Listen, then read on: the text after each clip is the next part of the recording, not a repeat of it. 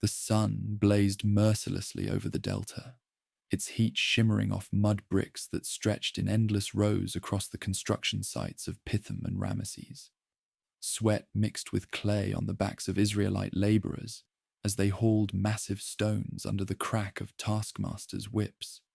4 centuries had passed since a small family of 70 souls descended into the land of the Nile during a devastating famine, following their brother Joseph, who had risen to become the king's right hand. Now those 70 had multiplied beyond counting, over 600,000 fighting men alone, with their wives and little ones pushing the total population past 2 million souls. The promise given to their ancestor Abraham had come to pass with startling precision. His descendants had indeed become as numerous as the stars of heaven. Yet prosperity had transformed into peril. The Hyksos dynasty that had welcomed Joseph was long dead, overthrown by native rulers who viewed the growing Israelite population with mounting alarm. "There are too many of them," the new king declared to his advisors, his voice echoing through the throne room, adorned with golden cobras and falcon-headed gods. "These people have become more numerous than we are. We must deal shrewdly with them, or they will continue to multiply. If war breaks out, they might join our enemies and fight against us, then leave the country." Fear had taken root in the royal heart. Fear of being outnumbered by slaves. Fear of losing control. Fear of economic collapse if their massive workforce departed. The ruler's solution was as brutal as it was calculated. Crush them with impossible labor quotas. Break their spirits with endless toil. Reduce them to nothing more than human machinery in service of the kingdom's glory. Taskmasters wielding leather whips roamed the construction sites, their shouts splitting the desert air. "Move faster! The king's store cities will not build themselves." Israelite fathers collapsed under the weight of limestone blocks, while their sons, some barely teenagers, struggled to fill daily quotas of bricks that seemed to increase with each passing week. The overseers appointed ruthless supervisors from among the slaves themselves, men who had sold their souls for slightly better treatment, driving their own people with the desperation of those who knew that failure meant death. Despite the crushing oppression, Israelite families continued to grow. Infants were born in the slave quarters of Goshen, their first cries mixing with the groans of their laboring fathers returning from another day of torment. The more the kingdom oppressed them, the more they multiplied and spread, until fear in the royal court transformed into panic. "The birth rate is still climbing," reported the chief physician to the throne during a private council session. "Our harsh labor has only made them stronger, more resilient. They breed like cattle in the field." The monarch's solution grew more sinister. He summoned Shipra and Pua, the chief Israelite midwives who oversaw births throughout Goshen. These women had delivered thousands of babies, their skilled hands bringing life into a world of bondage. They entered the royal court with trembling knees, knowing that a summons from the palace rarely brought good news. "When you help the Israelite women during childbirth," the ruler commanded, his voice cold as the stone beneath his throne, "observe them on the delivery stool. If the newborn is a boy, kill him immediately. If it is a girl, let her live." The two midwives exchanged glances that spoke volumes. They had spent their lives bringing youngsters into the world, not ending their existence before it could truly begin. Shipra, the elder of the two, had silver hair from decades of service. Pua, younger but equally experienced, had delivered babies in the darkest hours of night and the blazing heat of noon. Both women understood the implications. They were being asked to become agents of genocide. They bowed low before the throne, giving no verbal response, and departed the palace with hearts pounding like war drums. Outside the royal walls, Shipra grasped Pua's arm. "We cannot do this thing," she whispered. "The Almighty of Abraham, Isaac, and Jacob sees all things. How can we destroy what he has created?" "But if we disobey the king," Pua began, her voice trailing off as they both contemplated the consequences of defying the most powerful ruler on earth. "Then we trust in the one who made heaven and earth," Shipra replied firmly. "Better to die with innocent blood on our hands than to live as murderers of infants." Their act of defiance began quietly. When labor pains seized Israelite women, the midwives attended them with the same skill and compassion they had always shown. But when boys were born, they did not kill them. Instead, they whispered quick prayers over the newborns and helped their mothers hide them in whatever ways they could manage. Word spread through the Israelite community in careful whispers. The midwives were protecting their sons. Months passed. Boys continued to be born and to live. The king's spies eventually brought word that his orders were not being carried out. Fury darkened the ruler's face as he again summoned Shipra and Pua to the palace. "Why have you done this?" he demanded, his voice rising to a shout that echoed off the painted walls. "Why have you let the boys live?" Shipra stepped forward with remarkable courage, her voice steady despite the danger. "Israelite women are not like those in your kingdom, my lord. They are vigorous and strong. They give birth so quickly that we often arrive after the babies are already born. By the time we reach them, both mother and infant are healthy and well." It was a clever response, playing on royal stereotypes about Israelite vitality, while protecting the truth of their deliberate disobedience.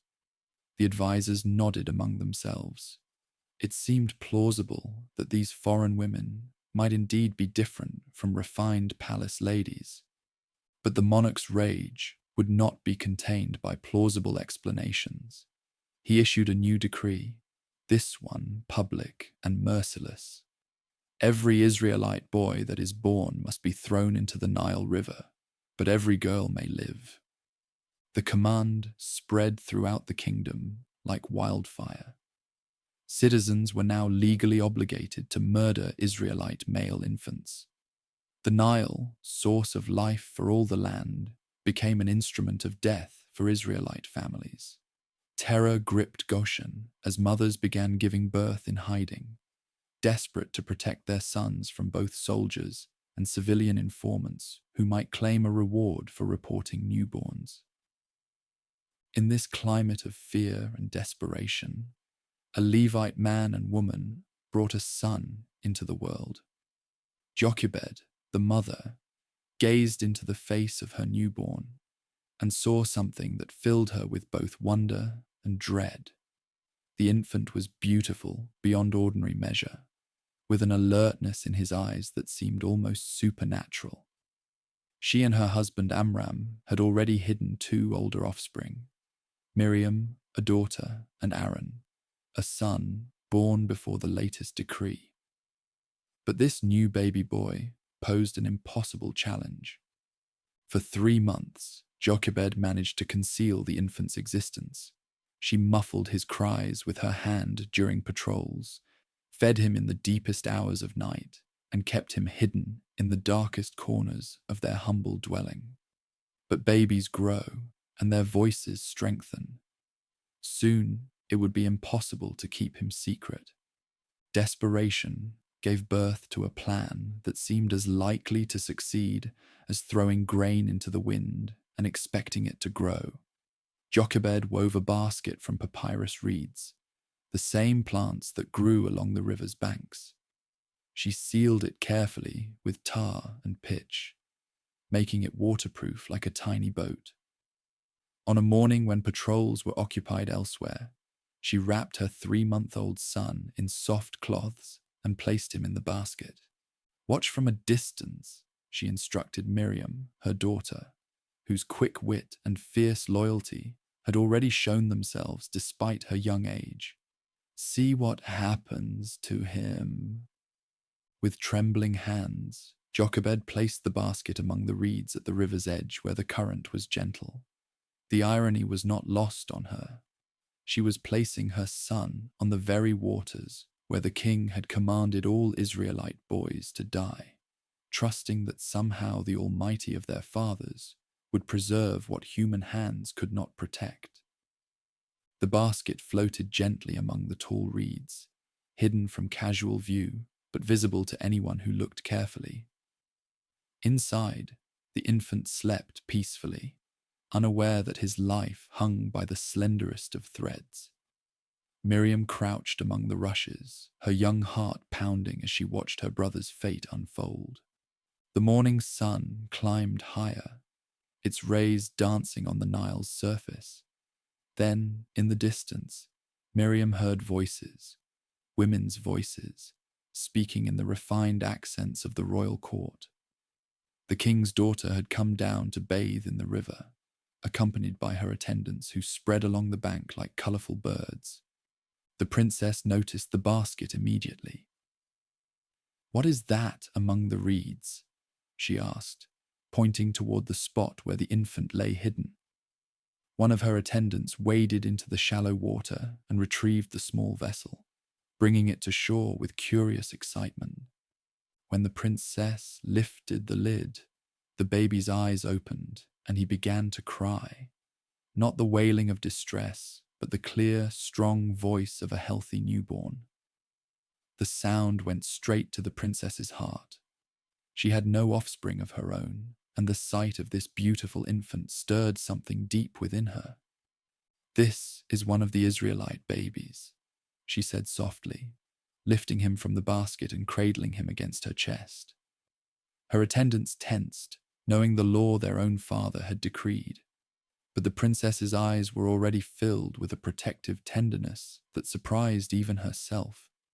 Miriam made a decision that would change the course of history.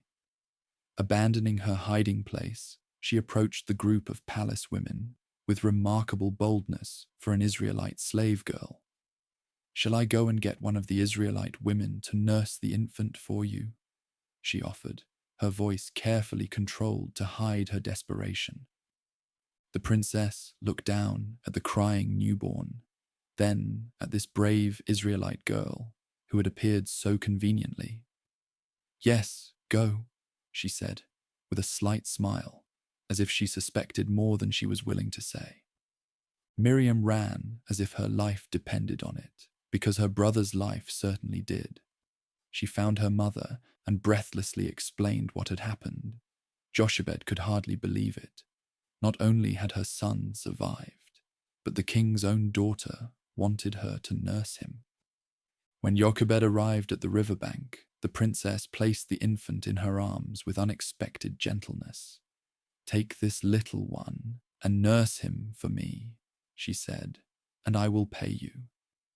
Then, looking directly into Jochebed's eyes with an expression that seemed to convey understanding beyond words, she added, "I will call him by the name that means drawn out, because I drew him out of the water. The name would come to mean so much more. This boy, rescued from death by the daughter of the very king who had ordered his destruction, would one day draw an entire nation out of bondage. For several years, the future liberator lived with his birth family while nursing, receiving the love and instruction that only Israelite parents could provide.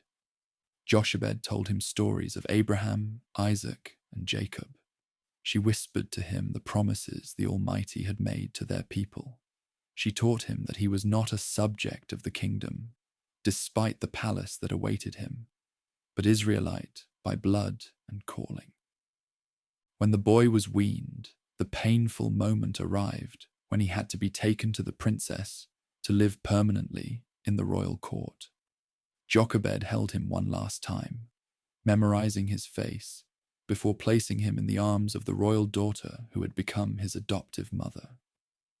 The young man grew up in the palace, receiving the finest education the kingdom could offer.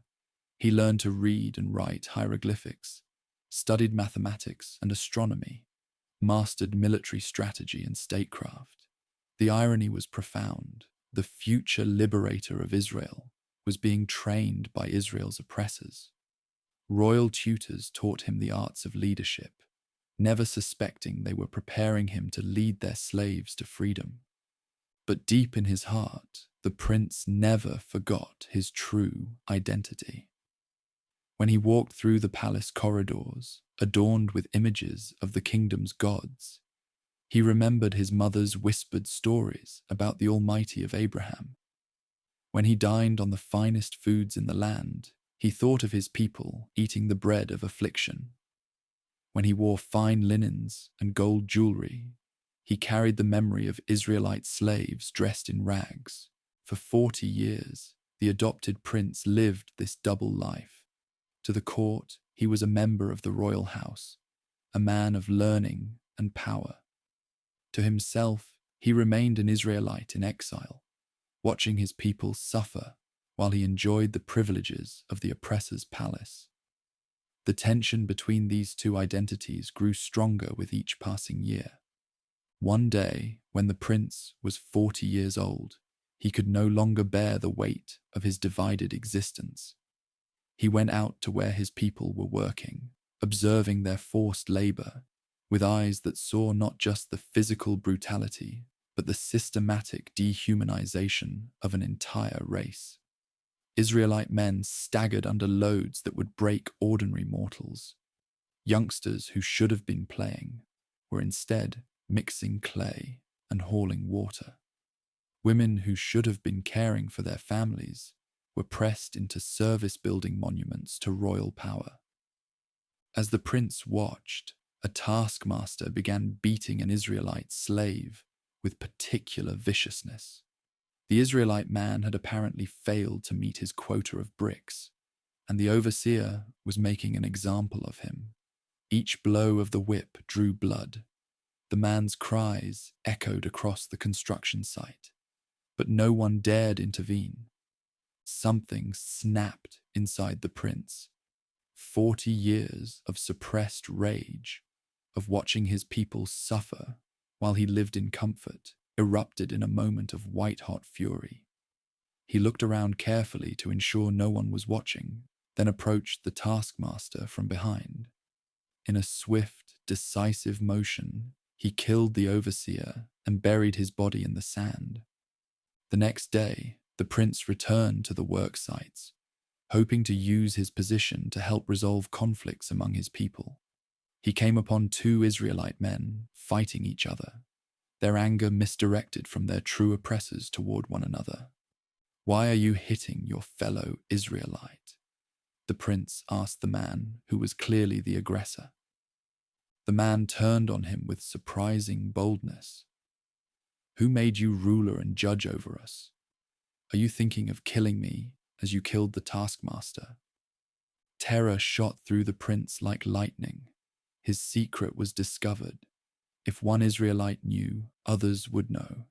If the Israelites knew, the court would soon know. His life in the palace was over, and his life itself was now in mortal danger. Word of the prince's crime reached the royal court with devastating swiftness. The king who had raised him as a son now sought his life as a traitor. Soldiers were dispatched throughout the kingdom with orders to bring the fugitive back dead or alive. The prince, who had lived in luxury for 4 decades, became a refugee fleeing for his life across the desert. The exile's flight led him eastward, away from the Nile's life-giving waters into the harsh wilderness of the Sinai Peninsula. He had exchanged silk for rough travel clothes, palace meals for whatever food he could find, and royal chambers for sleeping under stars that seemed impossibly distant and cold. After days of difficult travel, the fugitive arrived in the land of Midian, a region inhabited by descendants of Abraham through his wife Keturah. These were distant cousins of the Israelites, desert dwellers who lived as nomadic shepherds. Exhausted and destitute, the former prince collapsed beside a well in the heat of the day. his royal training no preparation for life as a refugee. As he rested, 7 young women approached the well with their flocks of sheep and goats. They were the daughters of Jethro, a priest of Midian, coming to draw water for their animals as they did each day. But before they could complete their task, a group of shepherds from a neighboring tribe arrived and began driving the women away from the well, claiming the right to water their own flocks first. The exile watched this injustice with eyes that had seen too much oppression already. Despite his exhaustion, despite being a stranger in a foreign land with no authority or backing, he stood up and confronted the aggressive shepherds. His 40 years of military training served him well as he drove off the troublemakers and helped the 7 sisters draw water for their flocks. "Why have you returned so early today?" Jethro asked when his daughters came home with their animals watered and their spirits lifted. "Stranger rescued us from the shepherds," explained Zipporah, the most spirited of the 7. "He even drew water for us and watered the flock." Jethro's eyebrows rose with interest and concern. "Where is he? Why did you leave him there? Invite him to have something to eat." When the refugee accepted the invitation to Jethro's tent, he found himself welcomed with the generous hospitality that marked desert culture. Jethro was not merely a shepherd, but a priest, a man of wisdom and spiritual insight, who sensed there was more to this stranger than met the eye. As they shared a meal around the fire, the exile carefully told his story, though he kept certain details vague, particularly regarding his royal upbringing and the true circumstances of his flight. Jethro listened with the patience of a man accustomed to hearing the troubles of others. When the stranger finished speaking, the priest made an offer that would reshape the future liberator's life. "Stay with us. Make your home among our people." The exile accepted gratefully, and Jethro sealed the arrangement by giving him Zipporah as his wife. The name meant bird, and she proved to have the quick wit and independent spirit her name suggested. She was unlike any woman the former prince had known in the royal court, direct in speech, competent in practical matters, unimpressed by his royal background, and possessed of a faith in the Almighty that was simple but profound. For 40 years, the man who would become the great deliverer lived among the Midianites as a shepherd. The former prince who had once commanded servants now followed sheep across trackless wilderness. Hands that had held royal scepters learned to grip a shepherd's staff. Eyes that had gazed upon palace temples now studied the vast expanse of desert sky, learning to read weather patterns and find water sources. This was not the life he had imagined for himself. In the palace, he had envisioned using his position to gradually improve conditions for his people, perhaps rising to become king himself and liberating the Israelites through political means. Instead, he found himself forgotten by both the royal court and the Israelites, a failed revolutionary tending sheep in the wilderness. But the Almighty's plan was far more complex than human ambition could comprehend. During those 40 years of apparent exile, the shepherd was receiving the most important education of his life. The desert taught him lessons no palace tutor could provide: patience in the face of seemingly hopeless circumstances, humility when confronted with forces beyond human control, and dependence on divine provision when human resources proved inadequate. He learned to find water in barren places, to navigate by stars, to protect his flock from predators and storms. More importantly, he learned to listen to the sound of wind across empty spaces, to the subtle signs that warned of danger, and gradually to a voice that seemed to speak from the silence itself. Zipporah bore him 2 sons during these years. The first he named Gershom, meaning stranger there, acknowledging that he remained an alien in a foreign land despite his peaceful life among the Midianites. The second son was named Eliezer, meaning my Almighty is helper, reflecting the shepherd's growing understanding that his true identity lay not in his royal upbringing or his Israelite blood, but in his relationship with the sovereign of his ancestors. As decades passed, the exile seemed to settle into permanent obscurity. He aged from a young man of 40 to a mature man of 80, his black hair turning grey, his smooth hands becoming rough and weathered. To any outside observer, he was simply another desert shepherd, indistinguishable from thousands of others who lived similar lives of quiet anonymity. But in the kingdom by the Nile, the suffering of the Israelite people had only intensified. The ruler who had sought the exile's life eventually died, but his successor proved equally oppressive. The construction projects grew larger and more ambitious, requiring ever more slave labor. Israelite families who had once whispered hopes of freedom now spoke only of survival. Youngsters were born into slavery who had never known any other existence. Old men died under the lash who had never tasted freedom. Women aged prematurely under the double burden of slave labor and bearing offspring destined for the same hopeless existence. The promise given to Abraham seemed like a cruel joke. They were indeed numerous as the stars, but stars trapped in a prison that stretched from horizon to horizon.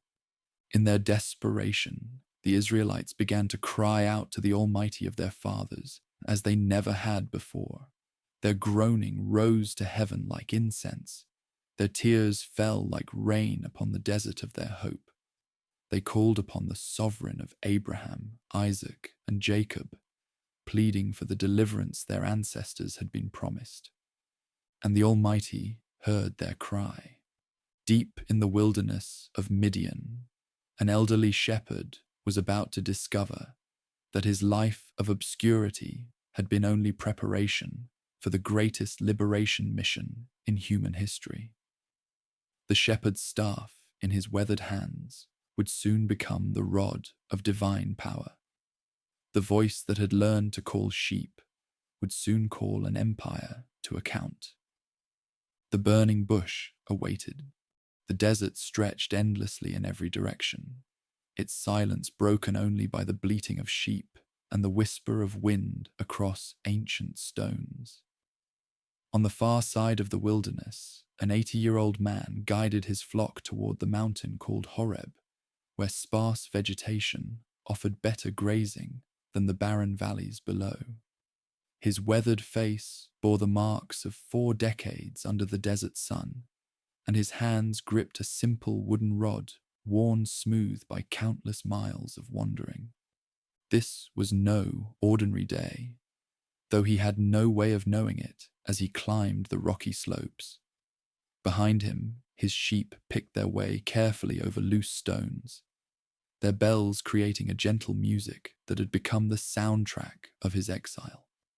The morning air was crisp and clean, carrying the scent of wild herbs and the promise of another scorching afternoon. Suddenly, something caught his attention, a flicker of movement in his peripheral vision that made him turn his head sharply to the left. There, growing from a thorn bush on the mountainside, flames danced and leaped with impossible beauty. But the bush was not being consumed. The blaze burned with fierce intensity, yet the branches remained green, the leaves uncharred, the thorns intact. The wanderer stopped dead in his tracks, his flock milling around him as he stared at the phenomenon. In 40 years of desert wandering, he had seen mirages that fooled the eye and heat waves that distorted vision, but this was different. This conflagration defied every natural law he understood. I must go over and see this strange sight, he murmured to himself, securing his flock near a small spring before approaching the miraculous bush. Why does it not burn up? Each step toward the phenomenon brought new wonder. The blaze crackled and roared, casting dancing shadows on the surrounding rocks, yet gave off no smoke. The bush itself seemed to pulse with life, its branches swaying not in any earthly wind, but in rhythm with the sacred light itself. When he had drawn near enough to feel the heat on his face, words spoke from the heart of the wonder, words that carried the weight of eternity and the authority of absolute sovereignty. "Do not come any closer," came the command, and the old man's feet froze as if rooted to the ground. "Take off your sandals, for the place where you are standing is holy ground." Terror and awe crashed over him like a desert flash flood. His hands trembled as he bent to remove his leather sandals, the familiar gesture suddenly feeling like the most important action of his entire life. The rocky ground was warm beneath his bare feet, but not from the sacred light. It pulsed with a presence that seemed to emanate from the very heart of creation. "I am the sovereign of your father," the divine pronouncement continued, each word burning itself into his memory. "The ruler of Abraham, the master of Isaac, the commander of Jacob." At these words, the old man covered his face with his hands, afraid to look directly into the radiance. He had heard these names whispered by his mother during his earliest years, stories of ancestors who had walked with divinity, who had received promises that seemed impossible to fulfill. Now that same eternal presence was speaking to him, a failed prince turned desert wanderer. "I have indeed seen the misery of my people in the land of bondage," declared the sacred presence, and he could hear both infinite compassion and righteous anger woven through every syllable.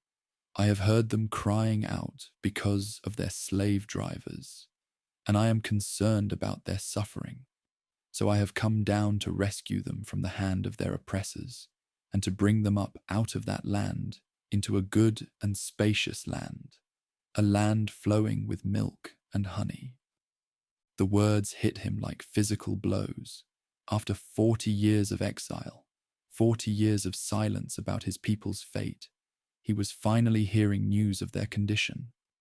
They were still suffering, they were still crying out, and somehow, impossibly, heaven was planning their rescue. And now, the declaration continued, and his heart began to pound with a terrible presentiment of what was coming. "The cry of my chosen has reached me, and I have seen the way their oppressors are oppressing them. So now, go. I am sending you back to face the king, and you will bring my people out of that land."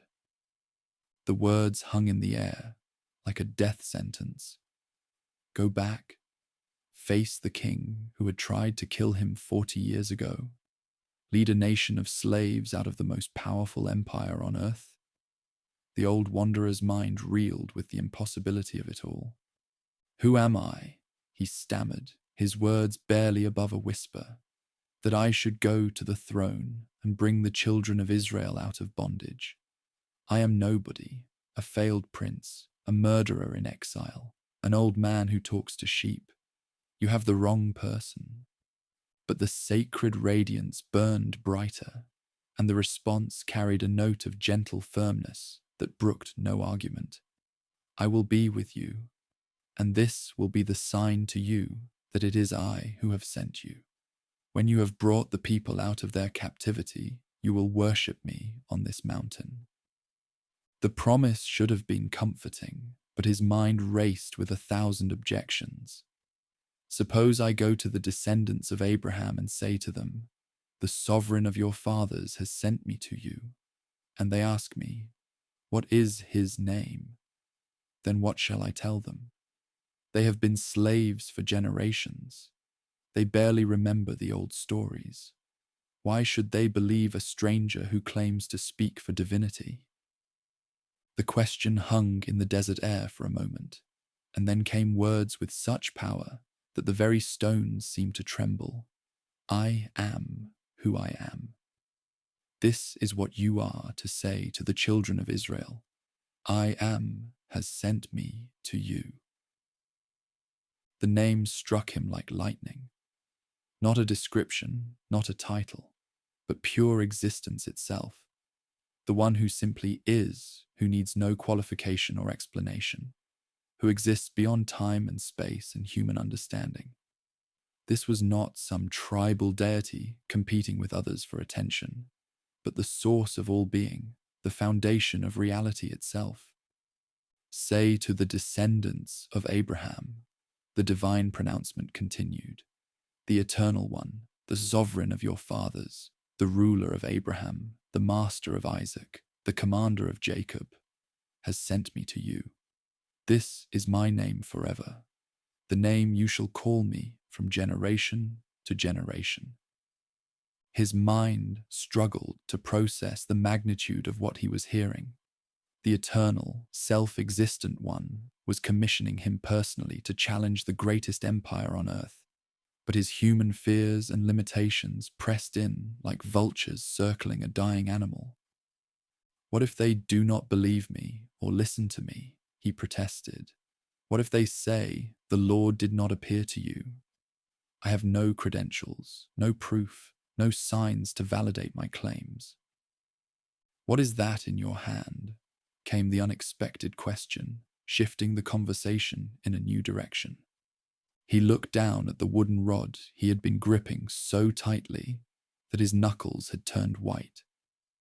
A walking stick, he replied, confused by the apparent change of subject. Throw it on the ground. Without thinking, he obeyed. The moment the wooden rod struck the rocky earth, it writhed and transformed, becoming a serpent that coiled and hissed with deadly intent. The old man leaped backward, his heart hammering against his ribs as the snake raised its head and fixed him with cold, unblinking eyes. Reach out your hand and take it by the tail, came the command. Take it by the tail. Every survival instinct he had developed during 4 decades in the wilderness screamed against such foolishness. You never grabbed a venomous snake by the tail. That was a sure way to get bitten and die a painful death. But the divine presence had already demonstrated power beyond natural understanding. Swallowing hard, he extended his trembling hand toward the serpent's writhing tail. The moment his fingers closed around it, the snake became a walking stick again, the same familiar piece of wood he had carried for years, warm and solid in his grip. So that they may believe, came the explanation, that the Eternal One, the sovereign of their fathers, the ruler of Abraham, the master of Isaac, the commander of Jacob, has appeared to you. But the demonstration was not finished. Put your hand inside your cloak, came the next instruction. He obeyed, slipping his right hand inside his rough garment and pressing it against his chest. When he withdrew it and looked down, he cried out in horror. His hand was leprous, white as snow, the flesh diseased and rotting. In an instant, he had gone from healthy to hideously disfigured. Now put it back in your cloak, came the calm instruction. With revulsion and hope warring in his heart, he thrust his diseased hand back inside his garment. When he pulled it out again, it was completely restored, the skin healthy and whole, no trace of the leprosy remaining. If they do not believe you or pay attention to the first sign, came the explanation, they may believe the second. But if they do not believe these 2 signs or listen to you, take some water from the Nile and pour it on the dry ground. The water you take from the river will become blood on the ground. 3 signs, 3 demonstrations of divine power that would validate his impossible mission. Yet still, his heart rebelled against the calling. One final objection rose from the depths of his fear and self-doubt. "Pardon your servant, Lord," he said, his words thick with desperation. "I have never been eloquent, neither in the past nor since you have spoken to your servant. I am slow of speech and tongue.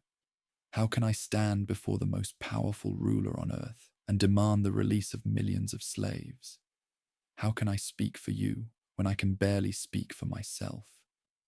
The sacred radiance flared higher, and for the first time, the divine response carried a note of displeasure. Who gave human beings their mouths? Who makes them deaf or mute? Who gives them sight or makes them blind? Is it not I, the Eternal One? Now go. I will help you speak and will teach you what to say. The rebuke was gentle but firm, cutting through his excuses like a sword through cloth. The one who had created speech itself was surely capable of enabling his chosen messenger to speak effectively. But the old man's fear ran deeper than logic or faith. "Pardon your servant, Lord," he pleaded one final time, "but please send someone else." The words were barely out of his mouth before he realized he had gone too far. The light blazed with an intensity that made him step backward, and the response carried unmistakable anger. "What about your brother, Aaron, the Levite? I know he can speak well. He is already on his way to meet you, and he will be glad to see you. You shall speak to him and put words in his mouth. I will help both of you speak and will teach you what to do. He will speak to the people for you, and it will be as if he were your mouth, and as if you were his divine representative. But take this walking stick in your hand so you can perform the signs with it." Aaron, his older brother, the one who had somehow survived the intervening decades of slavery and oppression. The thought of seeing Aaron again after 40 years filled him with a complex mixture of joy and dread. Joy at the prospect of reunion, dread at what that reunion would cost them both. The divine presence began to fade, and the sacred light started to diminish, but the final words burned themselves into his memory with permanent clarity. "Return to the land where you were born, for all those who wanted to kill you are now dead." As the wonder died away and the bush returned to its natural state, he stood alone on the holy ground, his bare feet still tingling from contact with divinity. The ordinary sounds of the desert returned: wind through rocks, the distant bleating of his flock, the cry of a hawk circling overhead. But nothing would ever be ordinary again. He had been chosen. Despite his fears, despite his inadequacies, despite his protests, the Eternal One had called him to the greatest liberation mission in human history. The failed prince who had fled in disgrace 40 years ago was being sent back as the appointed deliverer of Israel. Slowly, reverently, he put his sandals back on and retrieved his walking stick, the same piece of wood that now carried the power to become a serpent at the divine command. His flock waited patiently near the spring, unaware that their keeper had just received a commission that would shake the foundations of the earth. The journey back to Jethro's camp passed in a blur of conflicting emotions. How could he explain to his father-in-law that he was abandoning his peaceful life to challenge the greatest empire on earth? How could he tell Zipporah that he was taking her and their sons back to a land where he was still wanted for murder? How could he convince anyone that the encounter with divinity was real and not the delusion of an old man too long in the sun? But when he reached the family tents, the words came more easily than he had expected.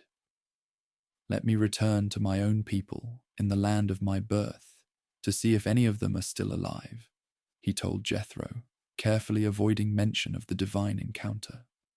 The old priest studied his son-in-law's face with eyes that seemed to see more than was spoken.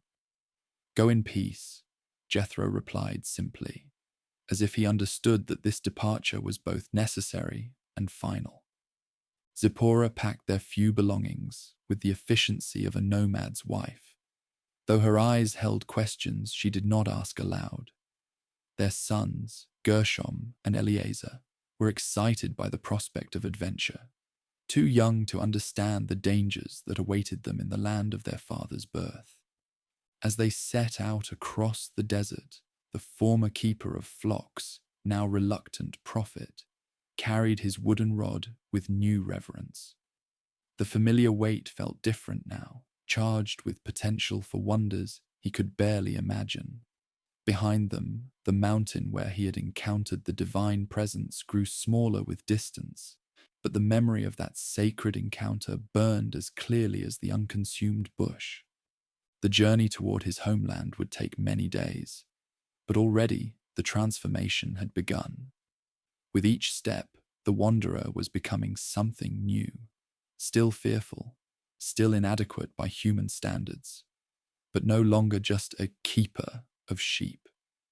He was becoming the deliverer of Israel, whether he felt ready or not. And somewhere ahead, on roads he had not traveled for 4 decades, his brother Aaron was already walking toward their reunion, called by the same divine summons to assist in the impossible task of confronting the greatest power on earth and demanding freedom for 2 million slaves. The burning bush was behind them now, but its sacred light burned on in the heart of a reluctant prophet who was about to discover that the Eternal One's plans were far greater than human fear, and his power infinitely stronger than earthly empires. The confrontation with the king was coming. The liberation of Israel had begun. The reunion happened exactly as the divine promise had foretold. Aaron emerged from the shimmering heat waves of the desert, like a figure from a half-remembered dream, his weathered face breaking into wonder and joy as he recognized the brother he had not seen for 4 decades. The 2 men embraced in the wilderness, tears streaming down their cheeks as they felt the weight of years and separation dissolve in an instant. "I knew you would come," Aaron whispered, his voice hoarse with emotion. "The Almighty spoke to me in dreams, told me to travel into the desert to meet you. I have been walking for days, following a path I could not explain." The returning exiles shared everything: the burning bush, the divine commission, the miraculous signs, the impossible task that lay before them. Aaron listened with growing amazement, his eyes widening as his younger brother demonstrated the transformation of the walking stick into a writhing serpent and back again. "The time has come," Aaron said solemnly. "Our people cry out more desperately than ever. The king's oppression has grown beyond endurance. They are ready to listen to anyone who brings hope." Together, the 2 brothers made their way toward the slave quarters of Goshen, where generations of their kinsmen labored under the merciless rule of their captors. Word of their arrival spread through the community like wildfire. The legendary prince who had killed an overseer and fled into exile had returned, accompanied by Aaron the priest, and they claimed to carry a message from the sovereign of their ancestors. The meeting took place in secret after the day's brutal labor was finished and the guards had withdrawn to their quarters.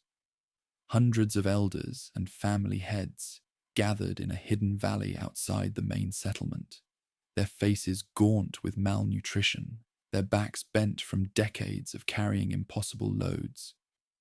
Aaron spoke first, his voice carrying the authority of his priestly lineage and his reputation for wisdom. He recounted the divine encounter on Mount Horeb, the promise of deliverance, the signs that would validate their mission. Then he gestured to his brother, who stepped forward with trembling hands to demonstrate the wonders he had been given. The walking stick became a serpent that slithered among the assembled crowd, drawing gasps of amazement and fear. His hand emerged from his cloak, white with leprosy, then was restored to perfect health before their eyes. The demonstrations were undeniable, supernatural, impossible to explain by any earthly means. When the signs were complete, something extraordinary happened.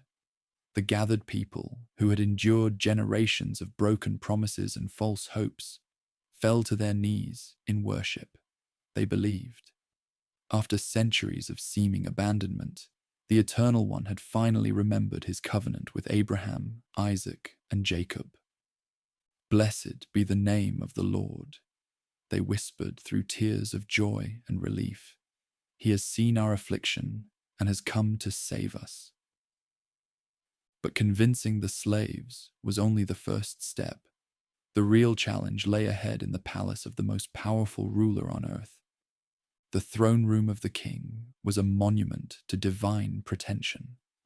Massive columns stretched toward a painted ceiling that depicted the journey of the sun god Ra across the heavens. Golden statues of animal-headed deities lined the walls. Sobek, the crocodile god; Thoth, the ibis-headed god of wisdom; Bastet, the cat goddess. The throne itself was carved to resemble a massive falcon, its wings spread in protection over the mortal who dared to claim divine status. The current king was young, perhaps in his 30s, with the confident bearing of one who had never been seriously challenged. He wore the double crown of upper and lower regions, the cobra and vulture symbols of his absolute authority over both lands. His advisors surrounded him in a semicircle: priests, military commanders, court magicians, and administrators who managed the vast bureaucracy of the empire. Into this overwhelming display of earthly power walked two elderly men from the slave quarters, carrying nothing but a simple wooden rod and an impossible demand. "This is the word of the Lord, the sovereign of Israel," Aaron declared, his voice echoing off the painted walls. "Let my people go, so that they may hold a festival to me in the wilderness." The response was immediate and predictable. Laughter rippled through the assembled courtiers. The king's eyebrows rose in amused disbelief, as if he had just heard a particularly absurd joke. "Who is this Lord, that I should obey him and release the descendants of Abraham?" the monarch asked, his tone dripping with contempt. "I do not know your deity, and I will not let the people go. Why are you taking the people away from their labor? Get back to your work." The king's dismissal was swift and brutal. Not only did he reject their request, but he immediately issued orders that would make the slaves' lives even more unbearable. "You are no longer to supply the people with straw for making bricks," he commanded his overseers. "Let them go and gather their own straw, but require them to make the same number of bricks as before. Don't reduce the quota. They are lazy.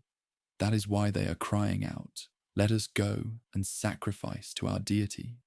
Make the work harder for the men so that they keep working and pay no attention to lies." The result was catastrophic for the enslaved population.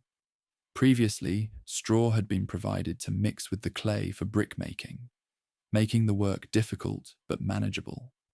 Now they had to find their own straw while maintaining impossible production quotas. Families scattered across the countryside, desperately searching for stubble and dried reeds, while the taskmaster's whips fell with renewed fury on those who failed to meet their targets. The people turned on their would-be deliverers with bitter anger. "May the Lord look on you and judge you," they cried to Aaron and his brother. "You have made us obnoxious to the king and his officials and have put a sword in their hand to kill us." The crushing weight of responsibility and apparent failure drove the reluctant prophet to his knees in desperate prayer. "Why, Lord, why have you brought trouble on this people? Is this why you sent me? Ever since I went to the king to speak in your name, he has brought trouble on this people, and you have not rescued your people at all." But the divine response was not retreat. It was escalation. "Now you will see what I will do to the king," came the promise. "Because of my mighty hand, he will let them go. Because of my mighty hand, he will drive them out of his country. The war against the kingdom's deities was about to begin. The second confrontation in the throne room carried an air of supernatural tension that made the very atmosphere feel electric. This time, when Aaron and his companion approached the royal presence, they came not with words alone, but with a demonstration of power that would challenge the entire foundation of the empire's religious system. "The king has asked for a miracle," Aaron announced to the assembled court. "Very well. Watch and see the power of the sovereign of Israel." At a nod from his brother, Aaron threw his walking stick down before the throne. The familiar transformation occurred. Wood became flesh. Staff became serpent. A living creature that coiled and hissed with deadly menace. Gasps echoed through the throne room, but the king's expression remained carefully controlled. "Impressive," the monarch said with studied calm, "but hardly unique. Bring forth the wise men and sorcerers." The court magicians stepped forward, men trained in the ancient arts of illusion and supernatural manipulation. They carried their own staffs, carved with sacred symbols and blessed by the priests of various temples. With practiced movements and muttered incantations, they threw their rods to the marble floor. One by one, the magicians' staffs became serpents. The throne room filled with writhing, hissing creatures, as the sorcerers demonstrated that they too could perform miracles. The courtiers relaxed, satisfied that their own wise men could match whatever power these Hebrew troublemakers possessed. But then something unexpected happened. Aaron's serpent, larger and more powerful than the others, began systematically devouring the magician's snakes. One by one, it swallowed them whole until only a single creature remained on the throne room floor. Then, as the court watched in stunned silence, Aaron reached down and grasped his serpent by the tail. It immediately became a wooden rod again, the same simple staff they had brought into the palace. The message was unmistakable. The power of Israel's sovereign was not merely equal to that of the kingdom's magicians. It was superior, able to consume and overcome their arts entirely. Yet the king's response revealed the supernatural hardening that would characterize the entire confrontation. "Amusing parlor tricks," he said dismissively. "But I see no reason to release my workforce for a religious festival in the desert. Guards, escort these men from my presence." The first plague struck the next morning. Aaron raised his wooden rod over the waters of the sacred Nile, the river that gave life to the entire kingdom, the waterway worshipped as the embodiment of Hapi, god of the annual flood. The transformation was immediate and total. From the great river's source in the south to its delta channels in the north, every drop of water turned to blood. The Nile ran red as a fresh wound, its surface thick and congealed, reeking with the stench of death. Fish floated belly up in countless thousands, their silver scales glinting obscenely in the crimson current. The sacred river that sustained all life in the kingdom had become a flowing symbol of judgment and death. But the transformation extended beyond the great river itself. Every reservoir, every canal, every jar of stored water throughout the land turned to blood. The elaborate irrigation systems that watered the fields carried only thick, putrid liquid that killed plants on contact. Wells that had provided fresh water for generations became sources of horror. The court magicians hurried to demonstrate that they too could turn water into blood, performing their enchantments on small containers in the palace. "See," they assured the king, "our power matches theirs. This is merely a contest of supernatural abilities, nothing more." For 7 days, the blood plague persisted. The people grew desperate for drinking water, digging along the riverbank in hopes of finding clean groundwater. The kingdom's economy ground to a halt as the essential resource for all life became unusable.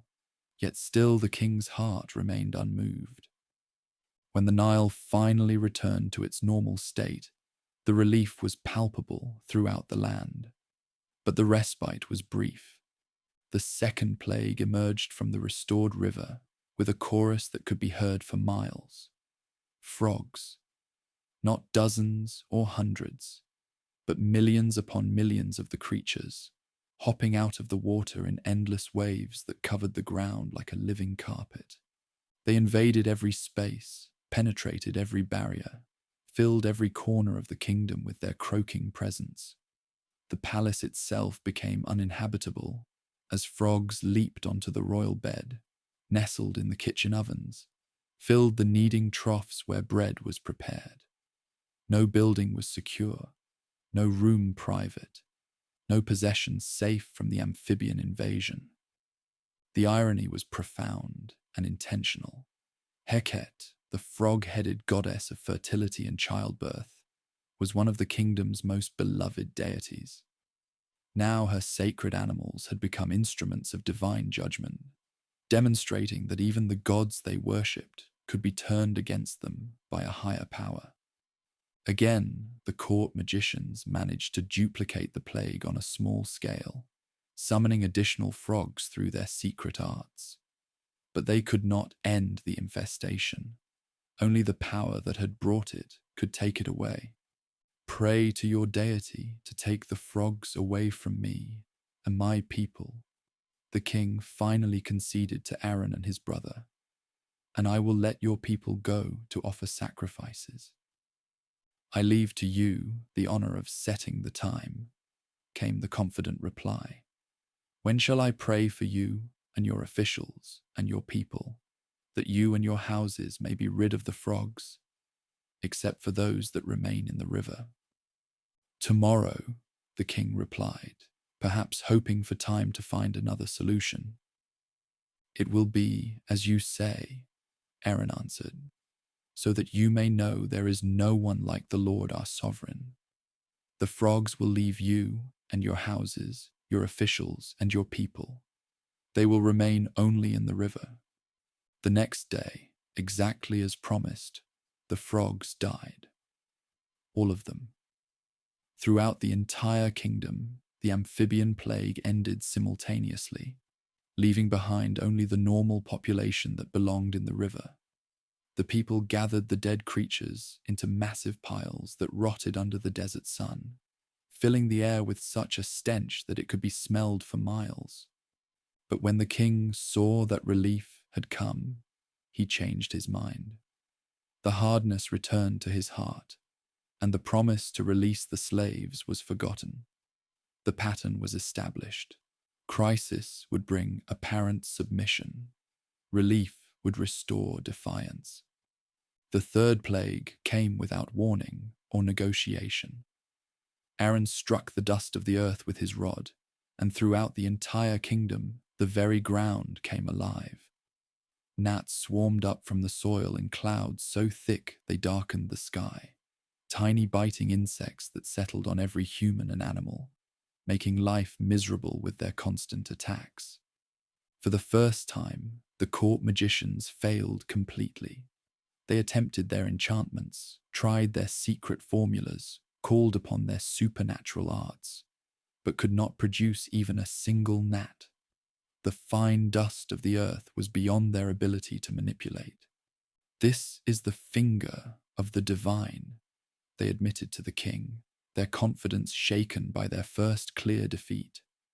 This power is beyond human capability. But the royal heart remained unmoved. If anything, the failure of his own wise men only increased his determination to resist. He would not bow to any power, earthly or divine. The fourth plague marked a crucial turning point in the supernatural war. For the first time, a clear distinction was made between the oppressors and the oppressed, between the kingdom's citizens and the enslaved population. I will make a distinction between my people and your people, came the divine warning through Aaron. This sign will occur tomorrow. Swarms of flies descended upon the land like a living storm, but they avoided the region of Goshen where the Hebrew slaves lived. Dense clouds of the insects filled the palace, invaded every home in the capital, made normal life impossible throughout the kingdom. But in the slave quarters, the air remained clear. The message was unmistakable. The power behind these plagues was not indiscriminate natural disaster, but targeted divine judgment. The sovereign of Israel was demonstrating his ability to protect his own people while punishing their oppressors. The king summoned Aaron and his brother in desperation. "Go, sacrifice to your deity here in the land," he offered, trying to find a compromise that would end the plague without actually releasing his valuable workforce. "That would not be right," came the firm response. "The sacrifices we offer to the Lord our sovereign would be detestable to your people. And if we offer sacrifices that are detestable in their eyes, will they not stone us? We must take a 3-day journey into the wilderness to offer sacrifices to our deity, as he commands us. I will let you go to offer sacrifices to your sovereign in the wilderness," the king finally conceded. "But you must not go very far. Now pray for me." The flies departed as soon as the prayer was offered, but once again, relief brought renewed resistance. The king changed his mind, hardened his heart, and refused to let the people go. The 5th plague struck the kingdom's economy at its foundation. A severe pestilence swept through all the livestock: horses, donkeys, camels, cattle, sheep, and goats. The animals died in massive numbers, their carcasses littering the fields and filling the air with the stench of decay. But not a single animal belonging to the Hebrew slaves perished. The supernatural protection over Goshen had extended to their livestock as well, providing undeniable proof that these disasters were not random but divinely directed. The king sent investigators to verify the reports, and they returned with confirmation that drove him to even greater fury. None of the Hebrew animals had died. The distinction between the oppressed and their oppressors had become absolute, yet still his heart remained unmoved. The 6th plague brought personal, physical suffering to every person in the kingdom, except the protected population in Goshen. Aaron took handfuls of soot from a furnace and threw it into the air before the king. As the dark particles scattered on the wind, they settled on humans and animals throughout the land, causing painful boils to break out on their skin. The court magicians, who had managed to duplicate the first 2 plagues, now found themselves unable even to stand in the royal presence. Their own bodies were covered with the festering sores, their supernatural arts useless against the divine judgment that had fallen upon them. For the first time, the narrative explicitly states that the Lord hardened the king's heart. The ruler's resistance was no longer merely human stubbornness. It had become supernaturally reinforced, ensuring that the demonstration of divine power would continue to its inevitable climax. The 7th plague brought devastation from the skies.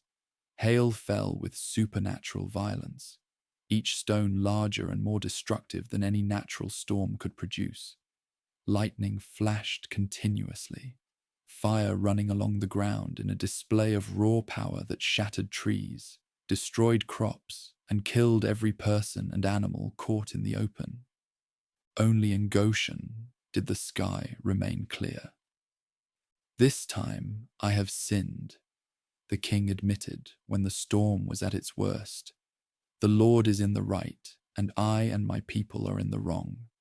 Pray to the Lord, for we have had enough thunder and hail. I will let you go. You don't have to stay any longer." But even as he spoke these words of apparent submission, The divine hardening of his heart was already preparing his next betrayal. When the hail stopped and the thunder ceased, his resistance returned stronger than ever. The eighth plague attacked the kingdom's food supply directly.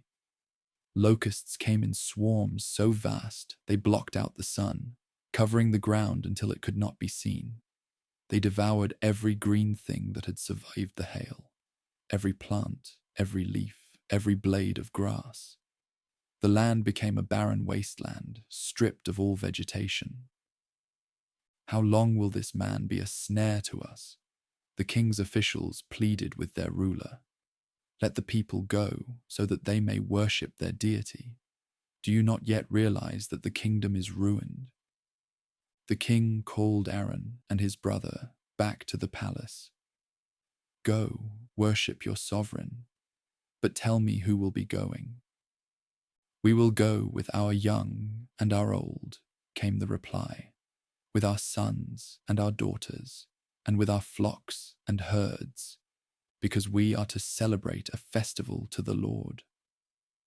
The Lord be with you if I let you go, along with your women and children, the king sneered.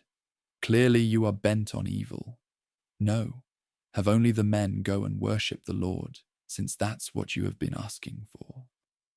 It was another attempt at compromise, another effort to maintain control while appearing to yield.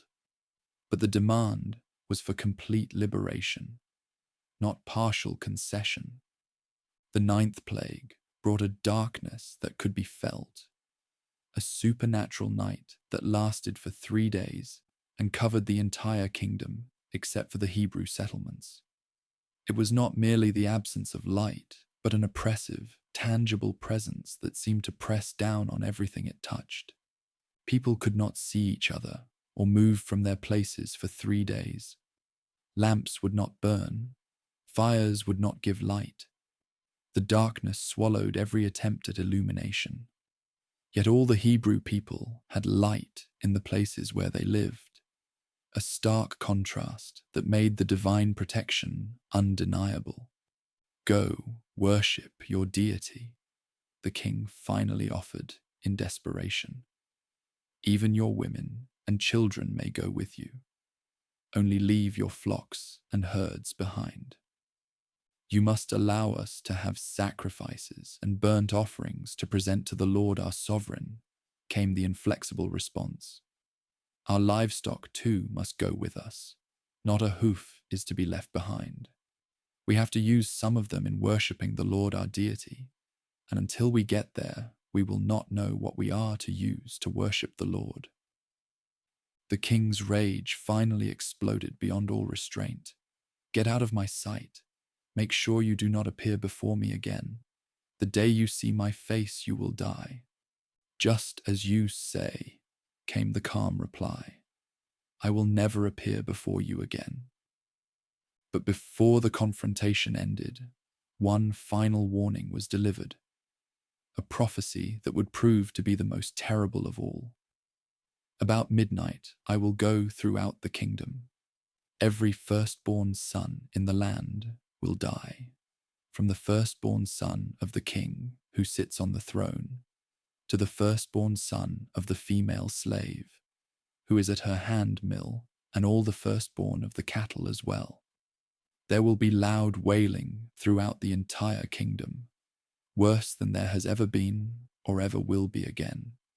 But among the descendants of Abraham, not a dog will bark at any person or animal.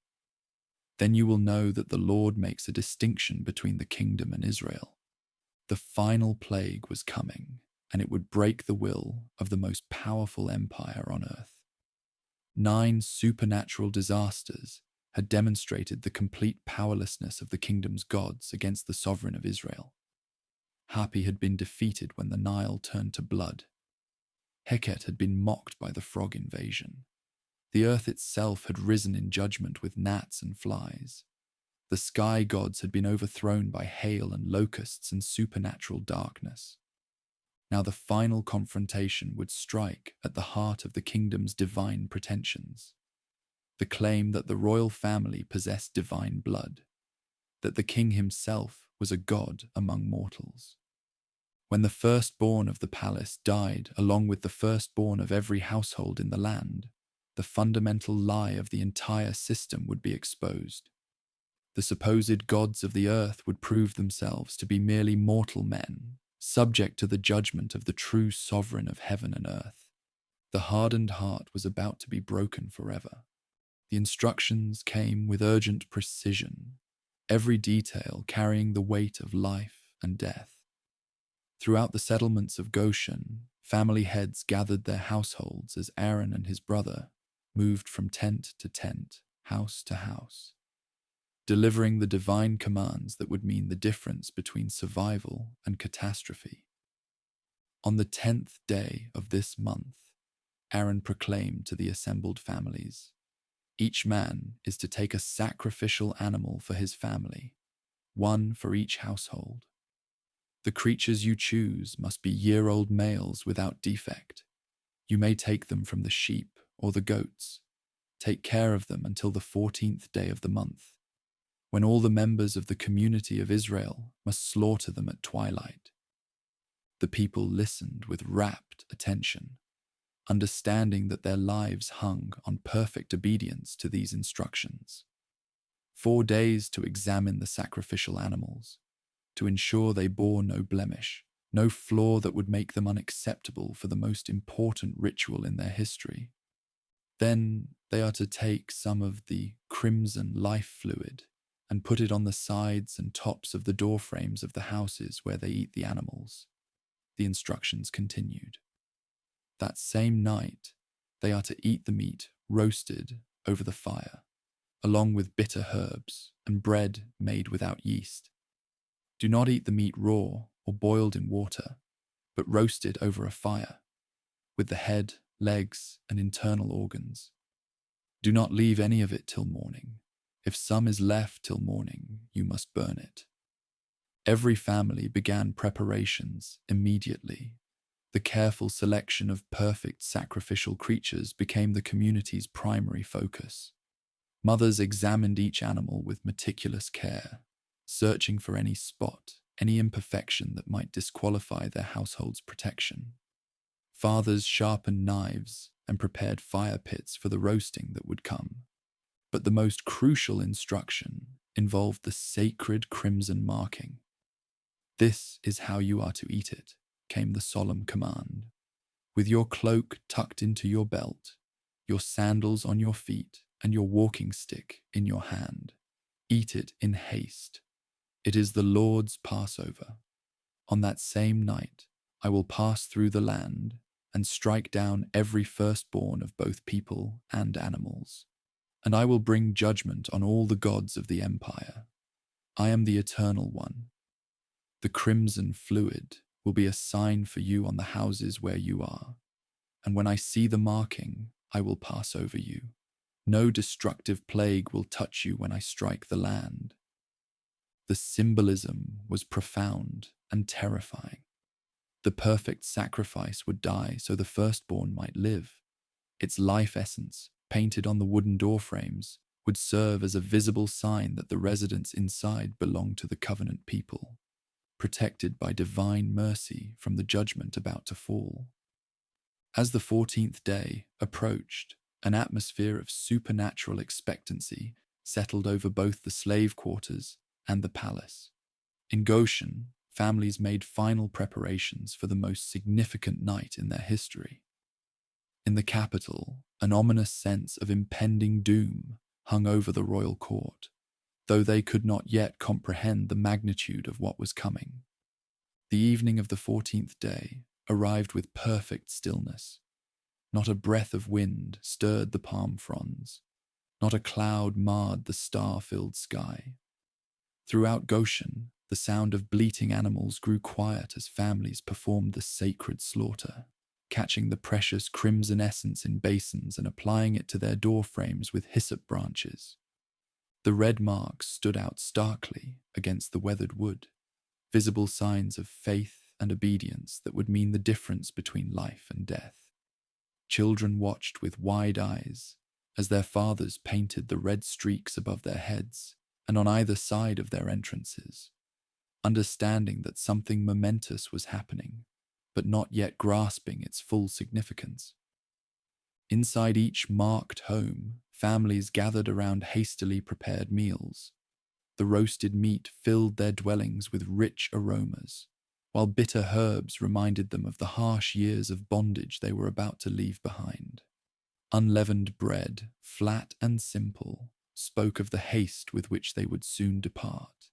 No time for bread to rise, no leisure for elaborate preparation.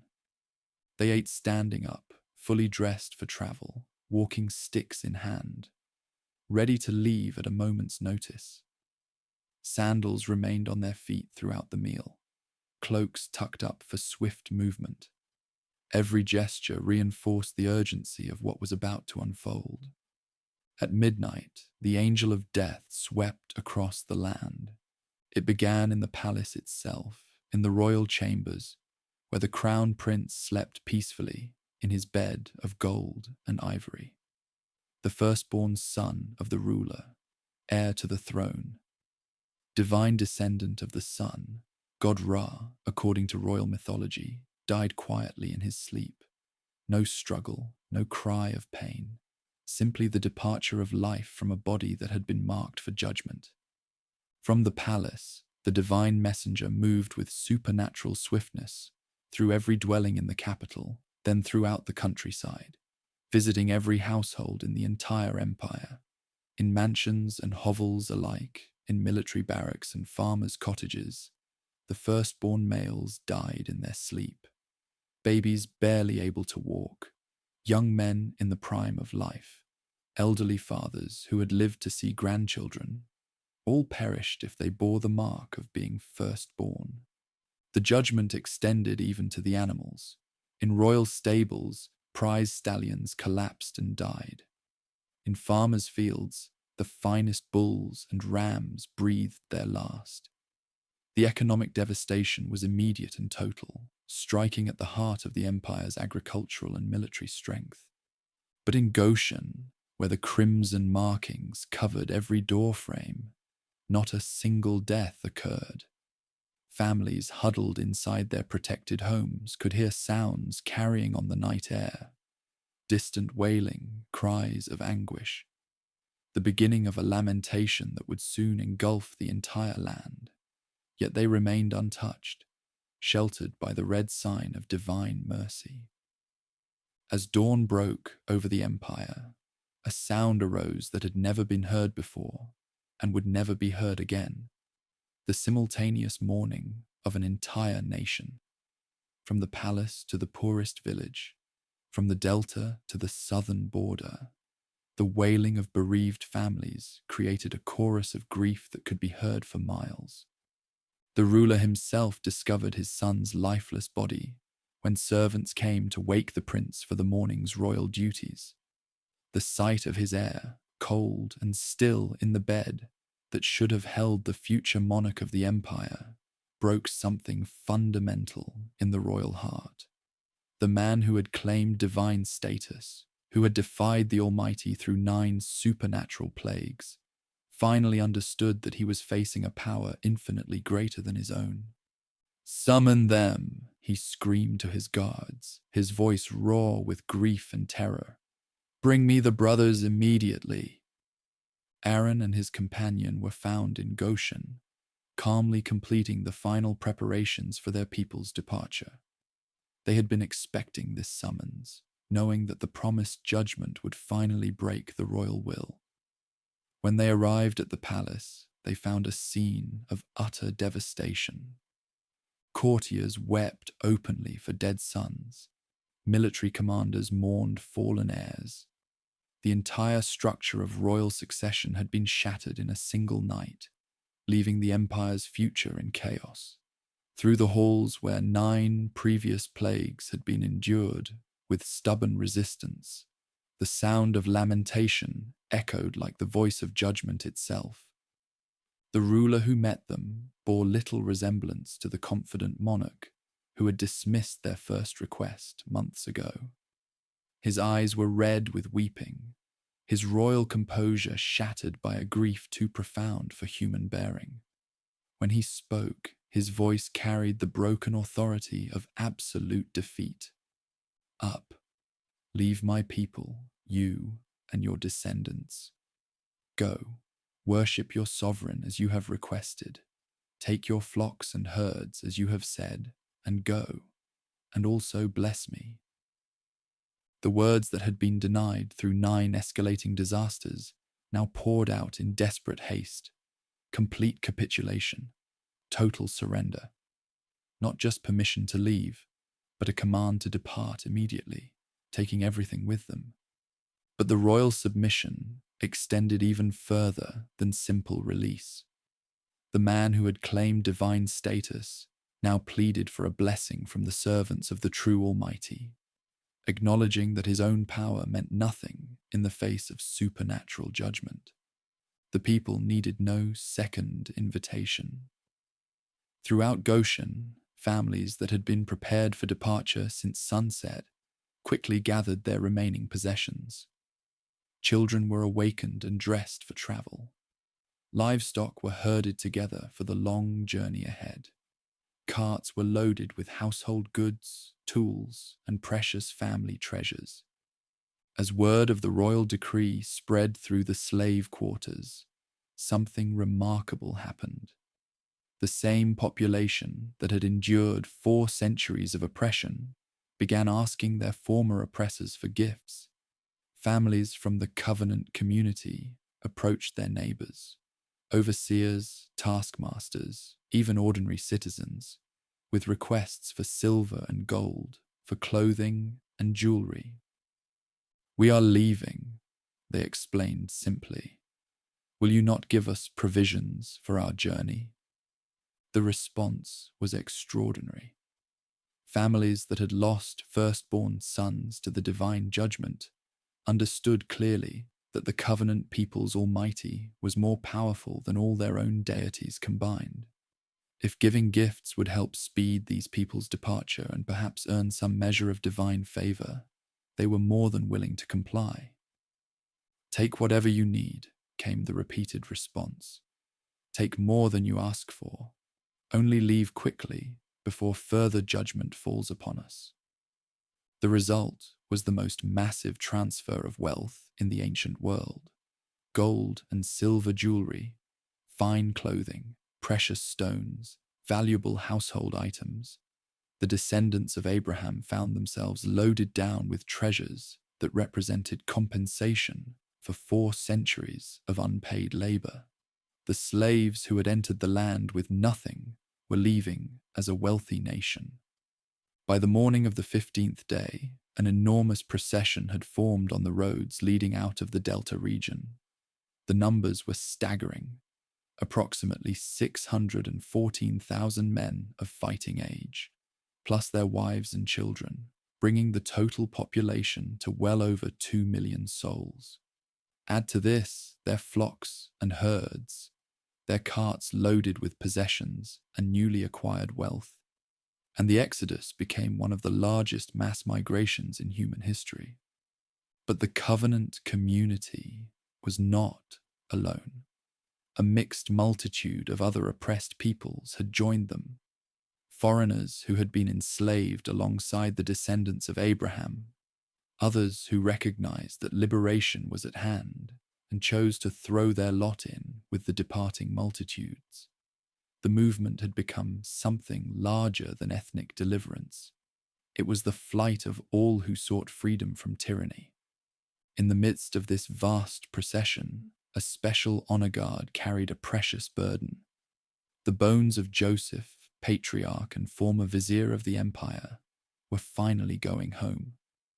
4 centuries earlier, the dying Joseph had made his brothers swear an oath. "When your descendants leave this land, you must carry my bones with you." Now, in fulfillment of that ancient promise, his remains were being transported to the land promised to Abraham, Isaac, and Jacob.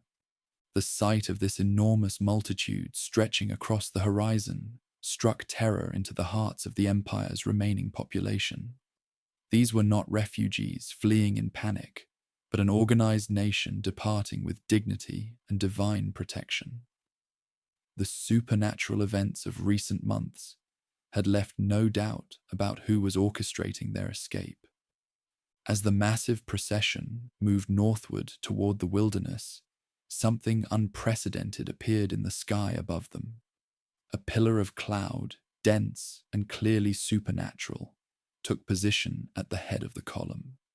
It was not an ordinary cloud formation, but a visible manifestation of divine presence, guiding their path and providing shade from the scorching desert sun. When evening came, the cloud transformed into a pillar of fire that illuminated the entire camp, turning night into day, and allowing the vast multitude to continue their journey without pause. The same presence that had spoken from the burning bush was now leading them personally, a visible guarantee that their liberation was complete and their protection assured.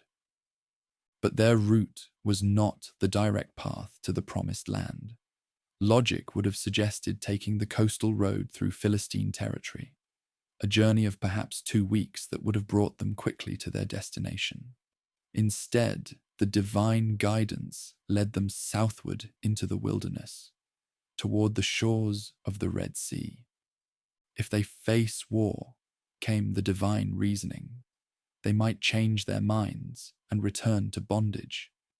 Better to lead them through the wilderness by the Red Sea route, even though it will take longer. The decision proved prophetic. This population, despite their miraculous deliverance, was not yet ready for the challenges that awaited them in the promised land. 4 centuries of slavery had bred caution, not courage, submission, not military confidence. They needed time in the wilderness to be transformed from a nation of slaves into a people capable of inheriting their divine destiny. After 3 days of travel, the enormous procession reached the shores of the Red Sea near a place called Pi Hahiroth. Here, with mountains on one side and the sea on the other, they made camp and waited for further instructions. The pillar of cloud settled over them like a protective covering, while the pillar of fire illuminated their temporary city of tents. Behind them, the land they had left was still reeling from the devastating blow that had shattered its power structure. The death of every firstborn had created a succession crisis that would take years to resolve. The economic impact of losing the massive slave workforce, combined with the supernatural disasters of recent months, had reduced the world's greatest empire to a shadow of its former strength. Yet even in his grief and defeat, the monarch was beginning to experience a familiar emotion, regret. As the immediate shock of his son's death began to fade, other considerations pressed upon his mind. The enormous labor force that had built his monuments and filled his treasuries was gone. The economic foundation of his empire had walked away in a single day. "What have we done?" he began asking his advisors. "We have released our slaves and lost our workforce." The royal counselors, themselves bereaved by the loss of firstborn sons, nonetheless recognized the economic catastrophe that was unfolding. The empire's entire infrastructure depended on the labor of the covenant people. Without them, the great construction projects would halt. The agricultural system would collapse. The military would lose a significant portion of its support personnel. "Perhaps," suggested one of the military commanders, "the situation is not irreversible. They are traveling slowly, burdened with children and livestock. A fast-moving force of chariots could overtake them in a matter of days." The suggestion planted a seed that quickly grew into obsession. The ruler who had capitulated in the face of supernatural judgment now began to convince himself that he had acted in haste. Surely the disasters had been temporary. Surely his gods would not allow such humiliation to stand permanently. "Prepare my chariot," he commanded. "Assemble the army. We will pursue them and bring them back. The decision was madness, but it was madness born of desperation and pride. The monarch gathered 600 of his finest chariots, along with additional cavalry and infantry, creating a formidable force designed for rapid pursuit. These were the elite units of the royal army, the cream of military might that had conquered neighboring kingdoms and maintained the empire's dominance for generations. The pursuit began at dawn on the fourth day after the Exodus. The chariots moved swiftly across the desert, their wheels raising clouds of dust that could be seen for miles. Trained horses, experienced drivers, professional soldiers armed with the finest weapons. This was a force that had never known defeat, commanded by a ruler desperate to reclaim his human property. But as they raced across the wilderness, they were observed by eyes that saw everything. The pillar of cloud that guided the covenant multitude was more than a navigation aid. It was the visible presence of the Almighty who had orchestrated their liberation. And that presence was already preparing for the final demonstration of power that would ensure the slaves' freedom could never again be challenged. The trap was being set at the shores of the Red Sea, where an impossible victory would prove once and for all that the power of the covenant people's sovereign was absolute, and the pretensions of earthly empires were nothing more than dust before the wind. The greatest miracle in human history was about to unfold. The dust cloud on the horizon appeared first as a dark smudge against the morning sky, barely visible to the sentries posted on the high ground overlooking the sea. But as the hours passed, the distant shadow grew larger and more distinct, until even the children playing in the camp could see it clearly. 600 chariots, the finest military force in the world, racing across the desert toward their encampment with deadly intent. Terror rippled through the massive gathering like wildfire. Mothers clutched their children close. Fathers gripped whatever weapons they possessed, and the elderly stared in disbelief at the approaching force. They were trapped. The Red Sea stretched endlessly before them. Impassable mountains rose on either side, and behind them came the military might that had conquered nations and crushed rebellions. Was it because there were no graves in the land of bondage that you brought us to the desert to die? The multitude cried out to their appointed guide, voices thick with accusation and despair. What have you done to us by bringing us out of captivity? Didn't we say to you while we were still there, leave us alone, let us serve our oppressors? It would have been better for us to serve them than to die here. The complaints struck like physical blows, but the chosen liberator stood firm against the tide of panic. His weathered face remained calm as he raised his voice above the chaos, speaking with an authority that came not from human confidence, but from heavenly assurance. Do not be afraid, he proclaimed, his words carrying across the vast encampment. Stand firm, and you will see the deliverance the Almighty will bring you today. The forces you see today, you will never see again. The Eternal One will fight for you. You need only to be still. Even as he spoke these words of comfort to the assembled families, their appointed shepherd was crying out silently to heaven, his heart heavy with the weight of 2 million lives hanging in the balance. The response came with characteristic directness. Why are you crying out to me? Tell the nation to move forward. Raise your staff and stretch out your hand over the sea to divide it, so that the descendants of Abraham can go through on dry ground. The command seemed impossible, but then everything about their journey had defied natural explanation. The same power that had turned liquid to crimson, brought frogs from the river, and slain every firstborn in the land, was now promising to divide the sea itself. As the population began their preparations to move forward, something extraordinary happened in the sky above them.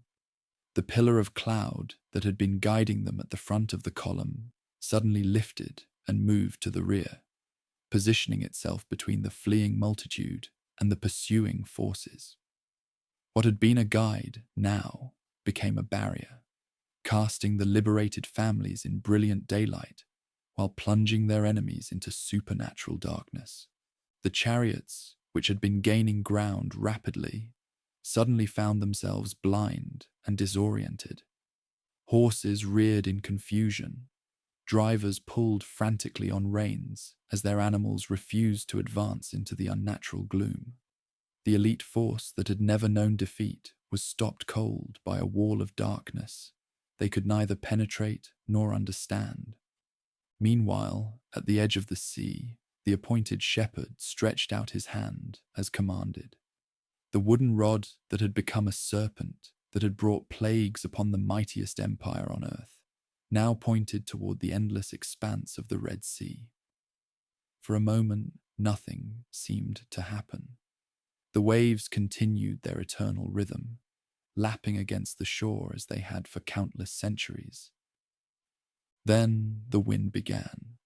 It was not the gentle breeze of evening or the hot breath of desert noon, but a supernatural gale that seemed to come from the very throne of heaven. It howled across the liquid surface with increasing intensity, driving the waves before it like leaves before a storm. But this was no ordinary tempest. The wind blew from the east with such force that it began to push the sea itself aside. Hour by hour through the night, the impossible spectacle unfolded.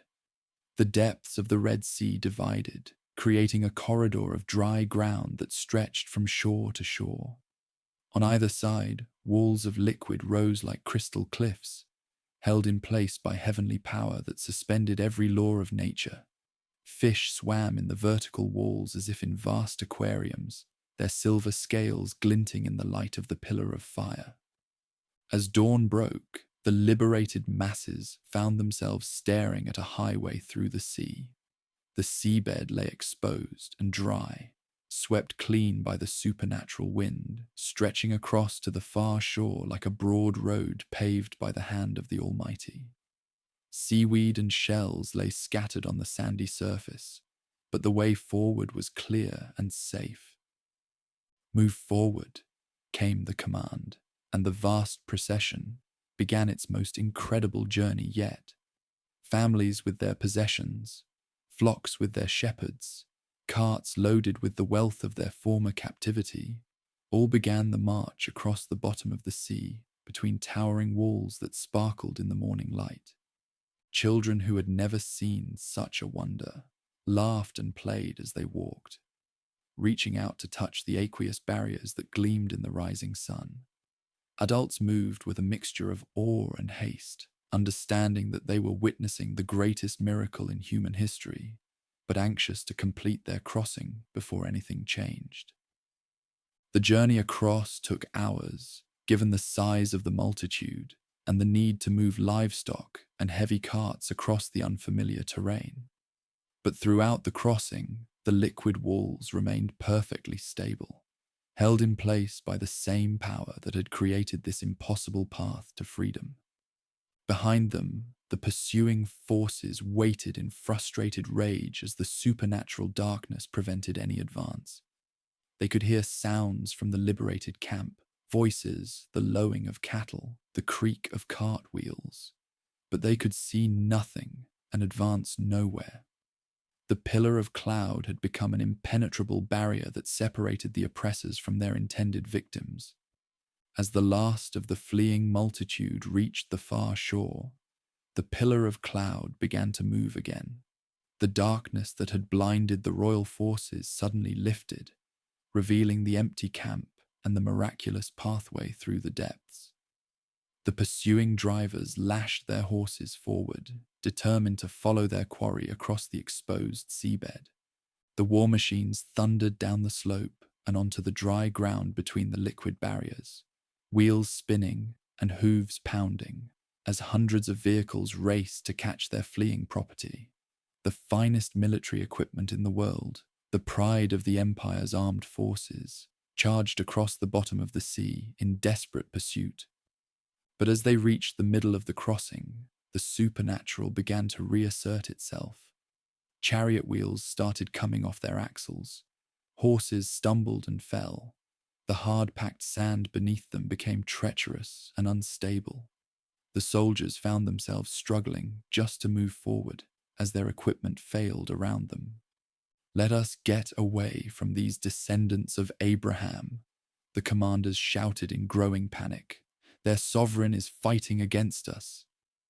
But it was already too late for retreat. On the far shore, the appointed shepherd stretched out his hand once more over the sea. The liquid walls that had stood like crystal cliffs throughout the night began to tremble and collapse.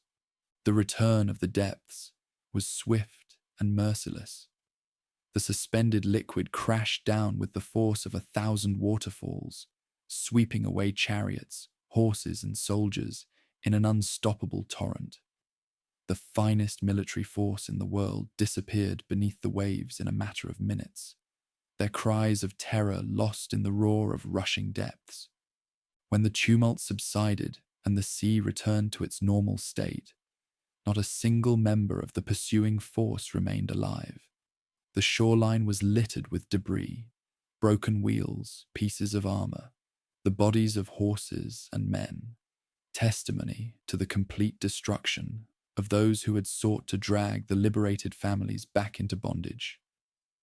On the eastern shore, 2 million witnesses to this incredible deliverance burst into spontaneous celebration. They had seen their enemies destroyed, their freedom secured, and their sovereign's power demonstrated beyond any possibility of doubt. The fear that had gripped them just hours before was transformed into overwhelming joy and worship. Miriam, sister of their chosen guide, took up a tambourine and began to dance, her voice rising in a song of triumph that would be remembered for generations. "Sing to the Eternal One, for he is highly exalted. Both horse and driver he has hurled into the depths." The celebration continued for hours as the magnitude of their deliverance sank in. They were truly free now, beyond any possibility of recapture. The empire that had enslaved them for 4 centuries no longer possessed the military strength to pursue them. The Red Sea had become their final barrier to freedom, and their oppressors lay buried beneath its waves. But the initial euphoria of deliverance soon gave way to the harsh realities of desert survival. The celebration ended when they realized they faced a new challenge. The wasteland stretched before them, vast and unforgiving, with no clear path to their promised destination. For 3 days, they traveled deeper into the Shur Desert, following the heavenly pillar that continued to guide them through trackless wastes. The liquid they had carried from the land of their captivity began to run low. Children grew thirsty and fretful. Adults rationed their supplies carefully, knowing that in the desert, hydration meant life. On the 3rd day, scouts brought word of salvation. Springs had been found ahead. The entire multitude pressed forward eagerly, driven by desperate thirst toward the promise of relief. But when they reached the springs of Mara, their hopes turned to bitter disappointment. The liquid was undrinkable, so bitter and foul that even the most desperate could not force it down. Families stared in despair at the abundance of fluid they could not use, while their throats burned with thirst and their containers sat nearly empty. "What are we to drink?" the nation demanded, their recent songs of triumph forgotten in the face of immediate crisis. The same voices that had praised heavenly deliverance now rose in complaint and accusation. Their appointed guide disappeared from the camp, seeking celestial guidance in solitude. When he returned, he carried a piece of wood that seemed ordinary and unremarkable. Without explanation, he threw it into the bitter spring. The transformation was immediate and complete. The liquid that had been undrinkable became sweet and pure, refreshing to taste and safe to consume. Families filled their containers and drank deeply, while children splashed happily in pools that had been poisonous just moments before. But the miracle came with instruction. If you listen carefully to the voice of your sovereign and do what is right in his eyes, if you pay attention to his commands and keep all his decrees, I will not bring on you any of the diseases I brought on those who oppressed you, for I am the Eternal One who heals you. The lesson was clear.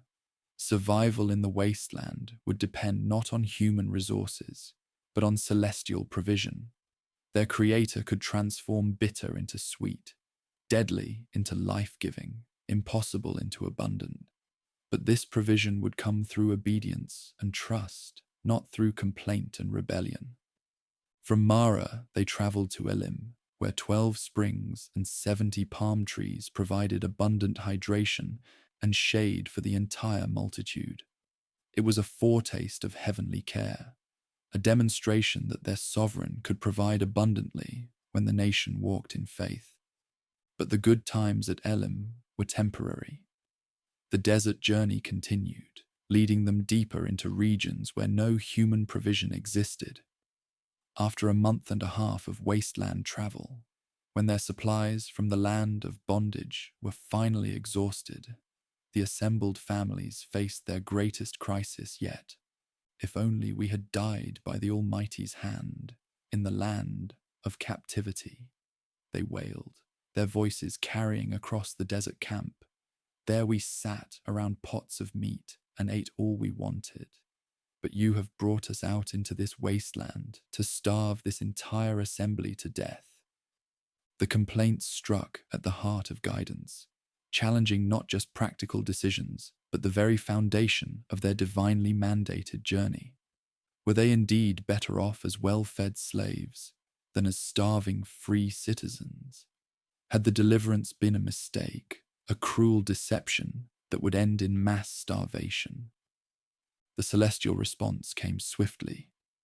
I will rain down sustenance from heaven for you. The nation is to go out each day and gather enough for that day. In this way, I will test them and see whether they will follow my instructions. That evening, as the sun set over the desert camp, something unprecedented occurred. Quail appeared in enormous flocks, flying low over the ground, so numerous and so exhausted from their journey that they could be caught easily by hand. The multitude gathered the birds by the thousands, providing meat for the entire assembly. But the greater wonder came with the dawn. As the morning dew evaporated under the rising sun, it left behind something the assembled families had never seen before. Thin flakes like frost on the desert floor, white and sweet to the taste, substantial enough to satisfy hunger, but unlike any sustenance from their former homeland. What is it? They asked each other, staring in wonder at the mysterious substance that covered the ground around their camp. The question itself became its name. Manna, meaning what is it? Nourishment from heaven that appeared with the dew each morning. The instructions for gathering this supernatural provision were precise and tested the nation's ability to trust and obey. Each person was to collect an omer, about 2 quarts per day, no more and no less. Those who gathered more found that the excess spoiled and bred worms. Those who gathered less discovered they had exactly enough for their needs. On the 6th day of each week, they were commanded to gather twice as much, preparing for the 7th day when no heavenly sustenance would appear. This celestial nourishment kept fresh for 2 days, only when gathered on the 6th day, remaining pure and edible through the Sabbath, while any other attempt to store it overnight resulted in corruption. The pattern established a rhythm of daily dependence and weekly rest that would reshape their understanding of provision and trust. Each morning brought fresh evidence of heavenly care. But each morning also required fresh faith to believe that sustenance would continue to appear. Some tested the boundaries, going out on the seventh day to seek the heavenly substance that was not there. Others tried to hoard extra portions, only to find them crawling with maggots by morning. The wasteland was becoming a school where former slaves learned to live by faith rather than by sight, trusting in promises rather than accumulated resources. But the lessons of the desert extended beyond sustenance and hydration. The multitude's journey brought them into conflict with tribes who had no interest in their sacred mission or relationship with the Almighty. The Amalekites, desert raiders who preyed on the weak and vulnerable, saw the massive procession as an opportunity for plunder.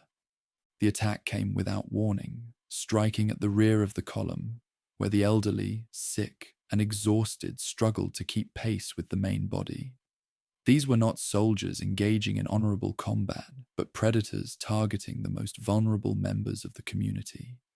Exactly the kind of cruelty that marked them as enemies of justice. Choose some of our men and go out to fight the Amalekites. Their appointed guide commanded a young military officer named Joshua. Tomorrow I will stand on top of the hill, with the rod of the Almighty in my hands. The battle that followed became a dramatic illustration of the relationship between celestial authority and human responsibility. Joshua led the fighting men onto the battlefield below, while their shepherd, accompanied by Aaron and a man named Hur, climbed to a high hill overlooking the conflict. As long as their guide held up his hands with the sacred rod, the liberated forces prevailed. But when fatigue caused his arms to drop, the Amalekites gained the advantage. The connection between heavenly intercession and earthly victory was unmistakable and immediate. Recognizing the pattern, Aaron and Hur found a stone for their mentor to sit on, then positioned themselves on either side to support his arms. With this assistance, his hands remained raised until sunset, ensuring victory for Joshua's forces and decisive defeat for the Amalekite raiders. The triumph was complete, but it came with a sobering promise. Write this on a scroll as something to be remembered and make sure Joshua hears it, because I will completely blot out the name of Amalek from under heaven. The battle had been more than a military engagement. It was a heavenly judgment against those who preyed upon the innocent and opposed the purposes of the Almighty. The victory established Joshua as a military commander and demonstrated that the liberated nation could defend themselves when guided by celestial authority. News of these events traveled across the desert faster than the slow-moving multitude itself. Stories of the supernatural deliverance, the divided sea, the destroyed forces, and the daily provision of sustenance from heaven reached the ears of those who remembered the fugitive prince who had fled into exile decades before. Among those who heard these reports was Jethro, priest of Midian, who had sheltered the future liberator during his years of desert preparation. Taking his son-in-law's wife and 2 sons, who had apparently been sent back to safety during the dangerous confrontation with the empire, Jethro set out to find his family member in the wasteland. The reunion was joyful, but also revealing.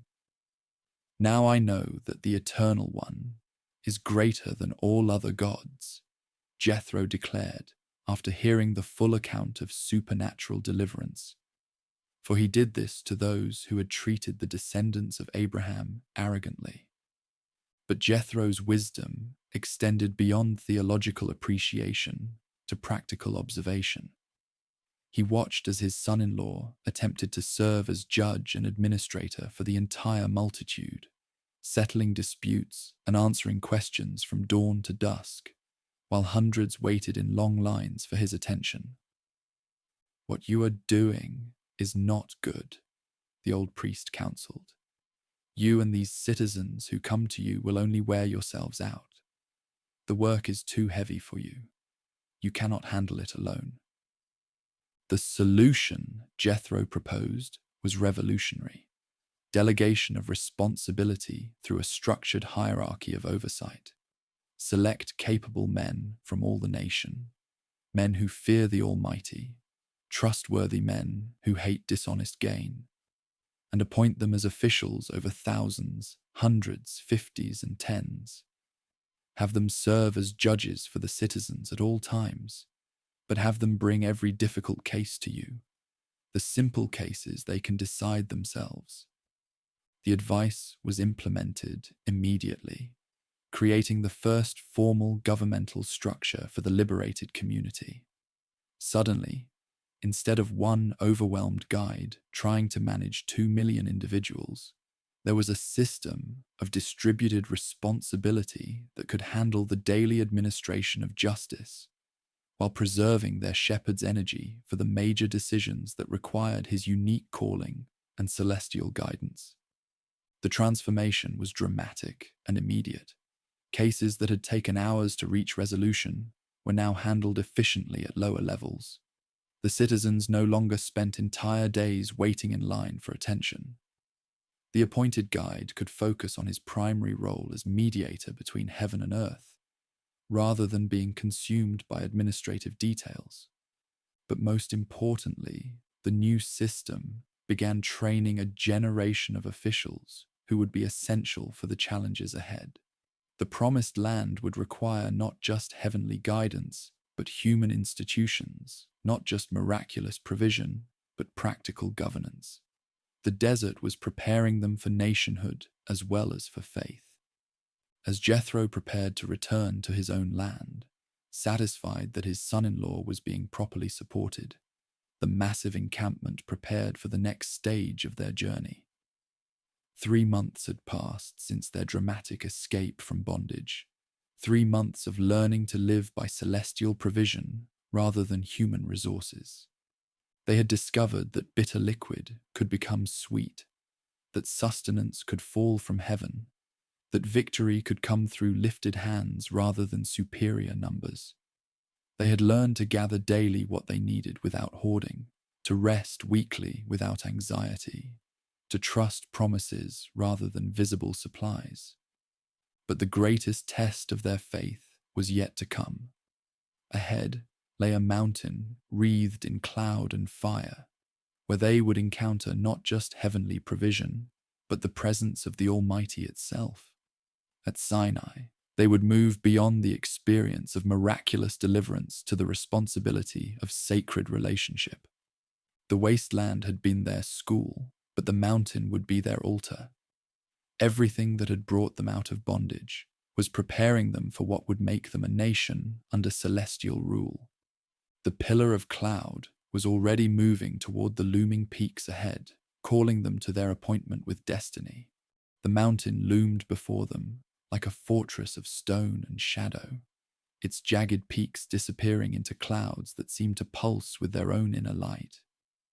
Mount Sinai rose from the desert floor with an austere majesty that made even the children fall silent as the vast procession approached its base. This was no ordinary geographic feature, but a place where heaven and earth would meet in ways that would reshape human understanding forever. 3 months had passed since their dramatic escape from bondage. 3 months of supernatural provision, miraculous protection, and gradual transformation from a slave population into something approaching a nation. Now, as they established their camp in the shadow of the sacred peak, an atmosphere of expectancy settled over the entire assembly, like morning mist. The appointed guide disappeared into the rocky slopes early on the first day, climbing toward heights that seemed to scrape the belly of heaven itself. When he returned, his face carried the unmistakable mark of one who had been in the sacred presence, a radiance that made ordinary conversation difficult and caused even Aaron to avert his eyes. "This is what you are to say to the descendants of Jacob," he announced to the assembled elders, his voice still carrying echoes of the encounter that had just transformed his understanding. "Tell the children of Israel, You yourselves have seen what I did to the land of bondage, how I carried you on eagle's wings and brought you to myself. Now if you obey me fully and keep my terms of agreement, then out of all nations you will be my treasured possession. Although the whole earth is mine, you will be for me a kingdom of priests and a holy nation." The words struck the gathered assembly like lightning. A kingdom of priests, not just a nation with priests, but an entire population serving as intermediaries between the sacred and human realms. A holy nation, set apart not for privilege, but for purpose, called to demonstrate what life looked like when lived in harmony with the Creator's intentions. The response from the assembled families was immediate and unanimous. "We will do everything the Eternal One has said." The commitment flowed from hearts still fresh, with gratitude for deliverance, minds still amazed by daily provision of sustenance from heaven, spirits still buoyed by the impossible victory at the divided depths.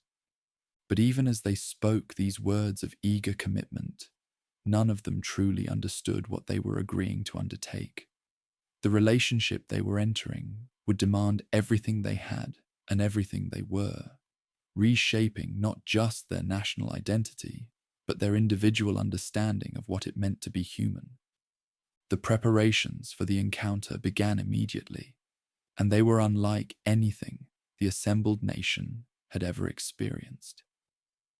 "Go to the assembly and consecrate them today and tomorrow," came the instruction through their appointed mediator. "Have them wash their clothes and be ready by the third day, because on that day the Lord will come down on Mount Sinai in the sight of all the citizens." The rituals of purification were both symbolic and practical, preparing hearts and minds for an encounter with holiness that would otherwise consume them. Every garment was washed until it gleamed white in the sun. Every person underwent ceremonial cleansing that removed not just physical dirt, but the spiritual contamination that accumulated from life in a fallen world. But the most startling instruction involved the peak itself. Put limits around the mountain and tell the population to be careful that they do not approach it. Anyone who touches the slope is to be put to death. They are to be stoned or shot with arrows. Not a hand is to be laid on them. No person or animal may live who touches the sacred ground. Only when the ram's horn sounds a long blast may they approach the heights. The boundary markers were set with meticulous care, creating a perimeter beyond which no living creature could venture and survive. The elevation had become a threshold between worlds, a place where the infinite holiness of the Creator would manifest in ways that finite beings could not endure without proper preparation and protection. On the morning of the third day, the transformation began before dawn. Thick clouds gathered around the peak with supernatural swiftness. Their dark masses shot through with veins of fire that pulsed like a heartbeat made visible. Thunder rolled across the wasteland with such intensity that it seemed to shake the very foundations of the earth, while lightning split the sky in displays of raw power that left after-images burned into watching retinas. Then came the sound, a blast from a ram's horn that seemed to emerge not from any earthly instrument, but from the throat of creation itself. The note began low and distant, barely audible above the thunder, but it grew steadily in volume and intensity until it filled the entire valley, reverberating off canyon walls and echoing from distant peaks. The effect on the assembled multitude was immediate and overwhelming. 2 million souls trembled at the sound, their earlier confidence evaporating in the face of manifestation that exceeded every category of human experience. Children pressed their faces against their parents' robes, while adults who had survived plagues and parted waters found themselves weak-kneed with terror. "Come," their mediator ordered. leading the procession toward the base of the elevation, though he himself moved with obvious reverence and carefully controlled fear. The Almighty has summoned us to meet with him. As they approached the established boundaries, the manifestation intensified beyond imagination. The entire peak was shrouded in smoke because the Lord descended on it in fire. The smoke billowed up from it like smoke from a furnace, and the whole summit trembled violently. The sound of the trumpet grew louder and louder until it seemed that the very air would shatter from the intensity. At the foot of the heights, the vast assembly stood transfixed by a display of power that rendered human language inadequate. This was no distant theological concept, but the immediate sacred appearance of the Creator of all things, the one who had spoken light into darkness and breathed life into dust. The Almighty, who had defeated the mightiest empire on earth, was now revealing himself to his chosen nation in person. From the midst of the fire and smoke and thunder, a voice began to speak. Not the whisper they might have expected from a burning bush, but words that carried the authority of absolute truth and the power to reshape reality itself. Each syllable fell like a physical blow upon the assembled crowd, driving them backward from the slope's base in waves of instinctive terror. I am the Lord your sovereign, who brought you out of the land of bondage, out of the house of slavery. The opening declaration established both identity and relationship. This was not some unknown deity demanding blind allegiance, but the same power that had demonstrated his commitment to their welfare through mighty acts of deliverance. He had earned the right to speak by proving his love through action. You shall have no other gods before me. The first statute struck at the heart of human tendency toward divided loyalty. In a world filled with competing deities, conflicting authorities, and alternative sources of meaning, the call was for exclusive commitment to the one who had proven himself worthy of complete trust. You shall not make idols for yourselves. Any image that looks like anything in heaven above or on the earth beneath or in the waters below. You shall not bow down to them or worship them, for I, the Lord your sovereign, am a jealous deity, punishing the children for the sin of the parents to the third and fourth generation of those who hate me, but showing love to 1,000 generations of those who love me and keep my ordinances. The prohibition against images was revolutionary in a world where sacred appearance was universally understood to require physical representation. But the invisible Creator could not be captured in stone or metal, wood or gold. Any attempt to contain the infinite in finite form would inevitably diminish and distort the reality it claimed to represent. You shall not misuse the name of the Lord your sovereign, for the Lord will not hold anyone guiltless who misuses his name. The third ordinance protected the sacred nature of heavenly identity itself. In cultures where names carried the essence of being, casual or manipulative use of the holy name represented an assault on the very character of the Almighty. His name was not a tool for human manipulation, but a revelation of his nature that demanded reverence. Remember the Sabbath day by keeping it holy. 6 days you shall labor and do all your work, but the 7th day is a Sabbath to the Lord your sovereign. On it you shall not do any work, neither you nor your son or daughter, nor your male or female servant, nor your animals, nor any foreigner residing in your towns.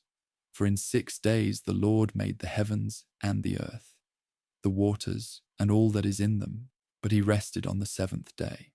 Therefore the Lord blessed the Sabbath day and made it holy. The 4th statute established a rhythm of work and rest that reflected the pattern of creation itself. But more than personal restoration, the Sabbath represented a protest against the crushing demands of economic necessity. and a declaration that human beings were more than mere production units. Honor your father and your mother, so that you may live long in the land the Lord your sovereign is giving you. The fifth ordinance created the foundation for stable society by establishing respect for authority within the family structure. But honor involved more than obedience. It included care, provision, and the recognition that parents served as the first representatives of heavenly authority in human experience. You shall not murder. The sixth statute protected the fundamental sanctity of human life. Created in the heavenly image, every person carried inherent worth that could not be destroyed without assaulting the Creator himself. The prohibition extended beyond personal violence to encompass any action that devalued or destroyed human dignity. You shall not commit adultery. The seventh ordinance safeguarded the exclusive commitment that made relationship possible.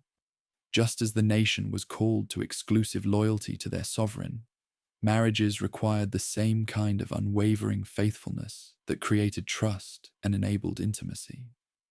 You shall not steal. The eighth statute established the foundation for economic justice by protecting personal property and honest exchange. But theft involved more than taking physical objects. It included any form of deception that enriched one person at another's expense. You shall not give false testimony against your neighbor. The ninth ordinance protected the truth that made community life possible. Without reliable testimony, justice became impossible. Relationships deteriorated into suspicion, and social cooperation collapsed under the weight of systematic deception. You shall not covet your neighbor's house. You shall not covet your neighbor's wife, or his male or female servant, his ox or donkey, or anything that belongs to your neighbor. The 10th statute reached into the hidden realm of human motivation, addressing the desires that gave birth to all external violations. Coveting represented the fundamental rejection of heavenly provision in favor of what belonged to others, the root from which all other sins ultimately sprouted. As the final words of the holy proclamation echoed across the valley, the assembled nation stood in stunned silence. They had heard the voice of the Almighty speaking directly to them, delivering principles that would govern not just their national life, but their individual choices for generations to come. But the intensity of the encounter had exceeded their capacity to endure. The thunder and lightning, the smoke and fire, the sound of the trumpet that grew ever louder, all of it combined to create an experience that pushed them beyond the limits of human endurance. "Speak to us yourself, and we will listen," they pleaded with their appointed mediator, their voices trembling with terror. "But do not have the Almighty speak to us, or we will die." The request revealed both wisdom and limitation. They recognized correctly that direct encounter with infinite holiness would consume them, but they also demonstrated their need for human intermediaries who could bridge the gap between sacred perfection and human frailty. "Do not be afraid," their mediator responded, though his own face bore the marks of one who had been transformed by proximity to the holy. "The Eternal One has come to test you, so that the awe of him will be with you to keep you from sinning." The distinction was crucial. They should not be afraid of destruction, but they should maintain the reverential respect that recognized the serious consequences of moral failure. Healthy reverence would serve as a guardian against the casual disobedience that destroyed both individuals and communities. The assembled multitude remained at a distance while their mediator approached the thick darkness where the Almighty was. The physical separation symbolized a spiritual reality. Most human beings could not endure direct encounter with holiness, but they could receive sacred revelation through those specially called and prepared for such contact. What followed was an expanded revelation of heavenly will, that would form the foundation for their emerging national life. Laws governing justice between individuals, principles for economic relationships, guidelines for religious observance, instructions for social welfare, all flowing from the basic moral framework established in the 10 fundamental statutes. These are the laws you are to set before them, came the comprehensive instruction covering everything from property rights to personal injury, from slavery to social justice. Each regulation was designed not to burden human freedom, but to create the conditions where freedom could flourish, without destroying itself through abuse. The laws addressed practical situations with sacred wisdom: what to do when an ox gored a neighbor, how to handle theft and restitution, the treatment of foreigners and the vulnerable, the proper conduct of religious festivals. Nothing was too mundane for heavenly attention, nothing too complex for holy solution. But beyond the specific regulations lay a revolutionary principle. Law was not the arbitrary will of a distant ruler, but the expression of sacred character that created flourishing for all who embraced it. Justice, mercy, faithfulness, and compassion were not merely human ideals, but reflections of the Creator's own nature. When the complete revelation was finished, the mediator returned to the waiting nation with words that would establish their response to what they had received. "I will make an agreement with you," came the holy proposal through him. "In accordance with all these words, I will drive out before you the current inhabitants of the promised land. But be careful not to make a treaty with them, for that would be a snare among you." The offer was both promise and warning. Sacred assistance would be provided for the challenges ahead, but success would depend on maintaining exclusive loyalty to the one who had delivered them.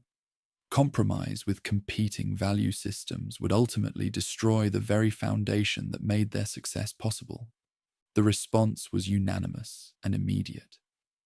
"Everything the Lord has said, we will do." The commitment was sincere and heartfelt, though none of them yet understood the cost of what they were promising, or the grace that would be required to fulfill such obligations. To solemnize this historic agreement, an elaborate ceremony was prepared. Young men from the tribes were appointed to offer burnt offerings and sacrifice young bulls as fellowship offerings to the Lord. The blood from these sacrifices was collected in bowls, half to be sprinkled on an altar representing sacred acceptance, half to be applied to the assembly representing human commitment. When all was prepared, the mediator read the entire collection of heavenly laws to the assembled nation, ensuring that everyone understood exactly what they were agreeing to undertake. The reading took hours, but the assembly listened with rapt attention, knowing they were participating in the most significant moment in their history. "We will do everything the Lord has said. We will obey," they declared when the reading was complete. With these words, they entered into the most solemn commitment possible between the Creator and his creatures. The ceremony concluded with the sprinkling of blood on the assembly, a visible sign that they had entered into a life and death relationship with the Almighty. The crimson drops on their clothing would remind them daily that this was no casual agreement, but a binding oath that carried eternal consequences. But the relationship established that day was only beginning. "Come up to me on the heights and stay here," came the invitation to the mediator, "and I will give you the tablets of stone with the law and ordinances I have written for their instruction." Taking Joshua as his aide, the appointed shepherd began the ascent that would separate him from the nation for 40 days and 40 nights. As he climbed higher into the supernatural cloud that shrouded the peak, the assembled families below watched until his figure disappeared entirely into the holy atmosphere. To the waiting nation below, the glory of the Lord looked like a consuming fire on top of the elevation. Day and night it blazed with an intensity that could be seen for miles, a constant reminder that their mediator was in the vicinity of power beyond human comprehension. 40 days and 40 nights, he remained in that atmosphere, receiving not just the stone tablets on which the fundamental ordinances were written by the finger of the Almighty, but detailed instructions for the construction of a portable sanctuary where sacred appearance could dwell among them during their continuing journey.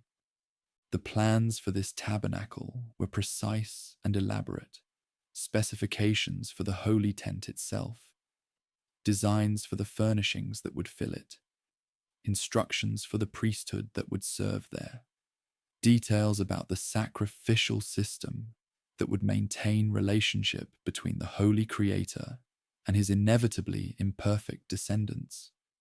Every element was rich with meaning.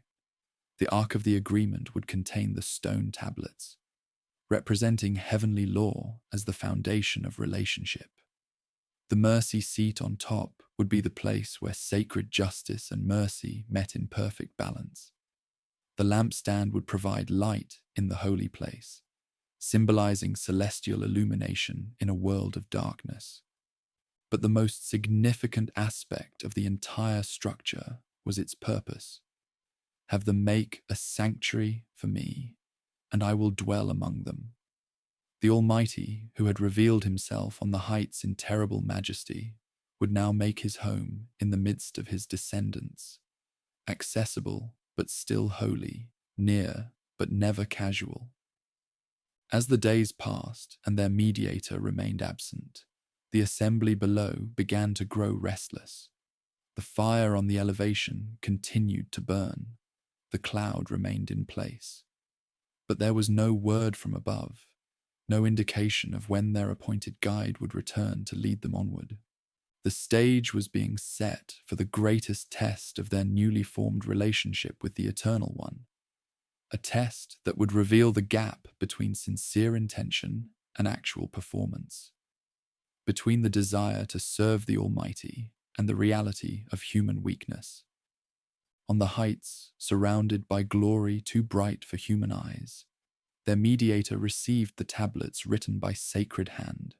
But below, in the camp where 2 million souls waited for direction, hearts were already beginning to turn toward alternatives that seemed more manageable than the invisible Creator who demanded exclusive devotion. The most crucial moment in their young history as a nation was approaching, a moment that would determine whether the relationship established in fire and smoke could survive the test of ordinary time and human frailty. 40 days had passed since their appointed shepherd disappeared into the cloud-wrapped summit of Sinai, and the patience of 2 million souls was wearing dangerously thin. The fire on the peak continued to burn with undiminished intensity, but to the waiting multitude below, it had begun to feel less like a sign of hope and more like evidence of abandonment. "Come, make us gods who will go before us," the gathered families demanded of Aaron, their voices carrying an edge of desperation that masked deeper fears.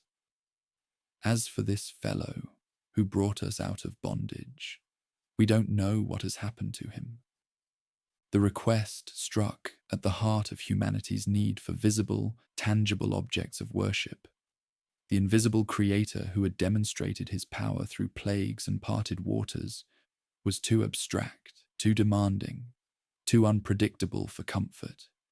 They wanted something they could see, touch, and control, something that would give them the illusion of spiritual security without the challenging demands of authentic relationship.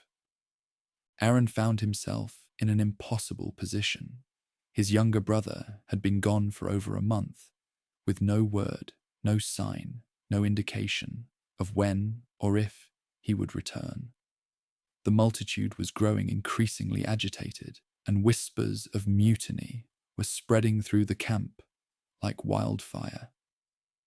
As the senior priest and temporary leader, he faced a choice between maintaining order and preserving principle. Take off the gold earrings that your wives, your sons, and your daughters are wearing, and bring them to me." Aaron finally responded, perhaps hoping that the cost of such a sacrifice would deter the crowd from their dangerous request. But the response was immediate and overwhelming. Families throughout the camp began removing precious jewelry, earrings, bracelets, chains, and ornaments that represented their personal wealth and family treasures. The gold poured in faster than Aaron had anticipated, creating a substantial pile of precious metal that represented the collective desire for something tangible to worship. With mounting horror, Aaron realized he had set in motion something that could not be easily stopped. The pressure from the crowd was intense, their expectations clear, and retreat was no longer possible. Taking the gold they had brought, he fashioned it with a tool and made an idol cast in the shape of a calf. The choice of form was both familiar and tragic. In the land of their former bondage, bulls and calves had been symbols of fertility, strength, and heavenly power. Apis, the sacred bull, was among the most revered deities in the empire they had escaped. Now, in a moment of spiritual panic, they were returning to the very religious symbols that had characterized their oppression. "These are your gods, Israel, who brought you out of the land of captivity," the crowd proclaimed with enthusiastic relief, their voices carrying across the entire encampment. The golden image gleamed in the desert sun, solid and reassuring, in a way that the invisible creator could never be. Aaron watched the celebration with growing dread, understanding too late the magnitude of what he had unleashed. In a desperate attempt to maintain some connection to their true calling, he built an altar in front of the calf and announced, "Tomorrow there will be a festival to the Eternal One." But the compromise only made things worse. By associating the golden image with the name of their true sovereign, Aaron was not preserving orthodoxy, but corrupting it beyond recognition. The festival that followed would mock everything their deliverance had represented.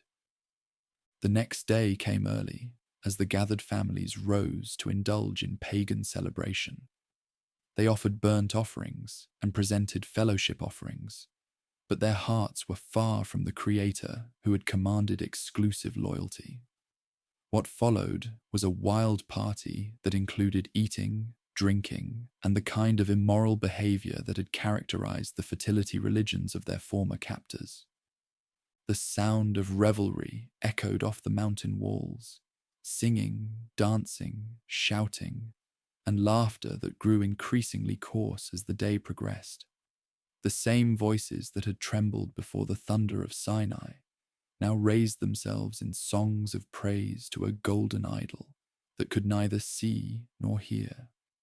On the heights above, wrapped in glory too bright for mortal eyes, the wrath of heaven began to build like storm clouds gathering before a tempest. The Almighty, who had delivered them from bondage, who had fed them with bread from heaven, who had revealed his law and offered them his intimate friendship, now watched his chosen people bow before a metal image made from their own jewelry. "Go down," came the command to the shepherd still on the summit, "because your people, whom you brought out of the land of bondage, have become corrupt. They have been quick to turn away from what I instructed them and have made themselves an idol cast in the shape of a calf.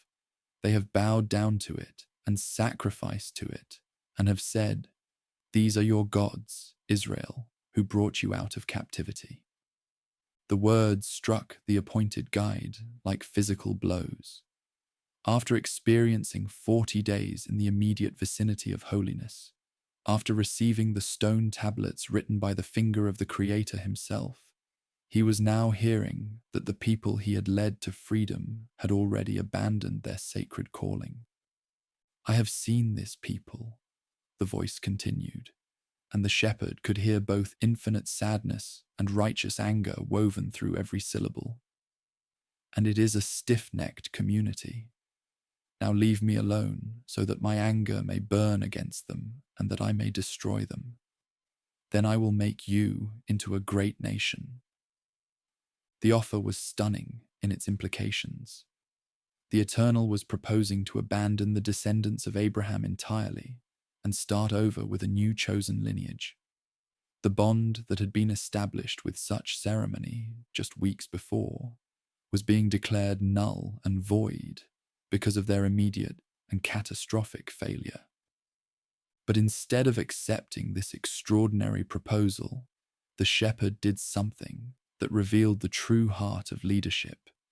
He interceded for the very people that had betrayed everything he had worked to establish.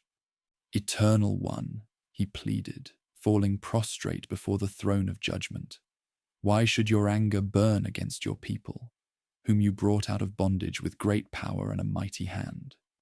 Why should those who oppressed them say, 'It was with evil intent that he brought them out, to kill them in the mountains and to wipe them off the face of the earth'? Turn from your fierce anger, relent, and do not bring disaster on your people." The argument was both theological and practical. If the Almighty destroyed his chosen community in the wilderness, it would not only represent the failure of his redemptive plan, but would also give ammunition to the enemies who had already suffered devastating defeats. The reputation of the Creator himself was at stake. "Remember your servants, Abraham, Isaac, and Jacob," the intercession continued, "to whom you swore by your own self. I will make your descendants as numerous as the stars in the sky, and I will give your descendants all this land I promised them, and it will be their inheritance forever." The appeal to the ancient promises struck at the heart of eternal faithfulness. The bond with the patriarchs had been unconditional, sealed by sacred oath and confirmed through generations of faithful fulfillment. Could the Eternal abandon his own commitments because of mortal failure?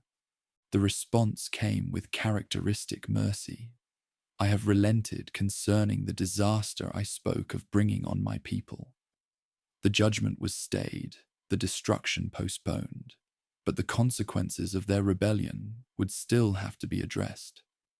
Taking the 2 tablets of stone in his hands, the very laws that had been violated before the ink was dry, the shepherd began his descent from the holy mountain. Joshua, who had waited part way along the slope, joined him as they approached the camp where celebrations still raged around the golden idol. "There is the sound of war in the camp," Joshua observed, hearing the noise that drifted from below. But the experienced guide recognized the sounds for what they were. "It is not the sound of victory. It is not the sound of defeat. It is the sound of singing that I hear." When they finally reached the edge of the camp and saw the golden calf and the dancing around it, the full magnitude of the betrayal hit the returning leader like a physical blow. The stone tablets, inscribed by the very finger of the Almighty, slipped from his hands and shattered on the rocky ground at the foot of the mountain. The symbolism was unmistakable and intentional. The sacred bond had been broken, not by heavenly abandonment, but by mortal treachery. The laws that were meant to guide them into blessing had been violated before they could even be properly delivered to the community. In a rage that matched the celestial wrath he had just interceded against, the shepherd took the golden calf, ground it to powder, scattered it on the water supply, and forced the offending multitude to drink it. The idol they had worshipped would become part of their own bodies, a bitter reminder of their folly. "What did this people do to you?" he demanded of Aaron, "that you led them into such great sin?" Aaron's response revealed the weakness that had made the disaster possible. "Do not be angry, my lord. You know how prone these citizens are to evil. They said to me, 'Make us gods who will go before us.' As for this fellow who brought us out of captivity, We don't know what has happened to him." So I told them, "Whoever has any gold jewelry, take it off." Then they gave me the gold, and I threw it into the fire, and out came this calf. The explanation was both truthful and deeply inadequate. Aaron's account made it sound as if the golden idol had somehow emerged spontaneously from the flames, without design or intention. The senior priest was refusing to take responsibility for his role in leading the community into apostasy. But the crisis demanded more than explanations. It required decisive action that would establish the seriousness of breaking faith and the cost of spiritual betrayal. Standing at the entrance to the camp, the shepherd issued a challenge that would divide the multitude along lines of ultimate loyalty. "Whoever is for the Eternal One, come to me," he called out, his voice carrying across the entire encampment. The moment of decision had arrived. Would they recommit to their true calling, or would they continue in rebellion against the Creator who had delivered them? The response was immediate and telling. All the Levites rallied to him, the tribe that had been set apart for religious service, the kinsmen who understood that some principles were worth dying for. But significantly, they came alone. The other tribes hesitated, calculating costs, weighing options, uncertain about the implications of such a public commitment. The command that followed was as shocking as it was necessary. "This is what the Eternal, the Sovereign of Israel, says. Each man strap a sword to his side. Go back and forth through the camp from each end to the other, each killing his brother and friend and neighbor." The instruction demanded the impossible, that fathers execute sons, that brothers kill brothers, that friends destroy friends who had participated in the Golden Calf Rebellion. It was a test of whether anyone in the camp valued their relationship with the Almighty more than their mortal relationships, their sacred commitment more than their family ties. The Levites did as they were commanded, moving through the camp with swords drawn, executing judgment on those who had led or enthusiastically participated in the idol worship. By the end of that terrible day, about 3,000 had died, a devastating toll that sent shockwaves through the entire community.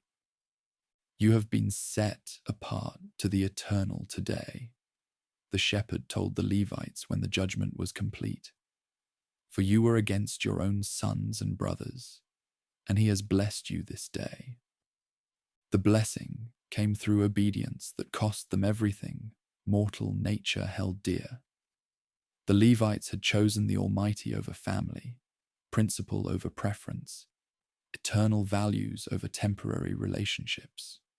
In doing so, they had established themselves as the priestly tribe that could be trusted with sacred responsibilities. But the judgment, severe as it was, did not exhaust the heavenly response to the Golden Calf Rebellion. The next day brought a reckoning that reached to the very heart of the sacred relationship itself. "You have committed a great sin," the shepherd announced to the surviving community. "But now I will go to the Eternal. Perhaps I can make atonement for your sin." The return to the mountain was a journey into the unknown.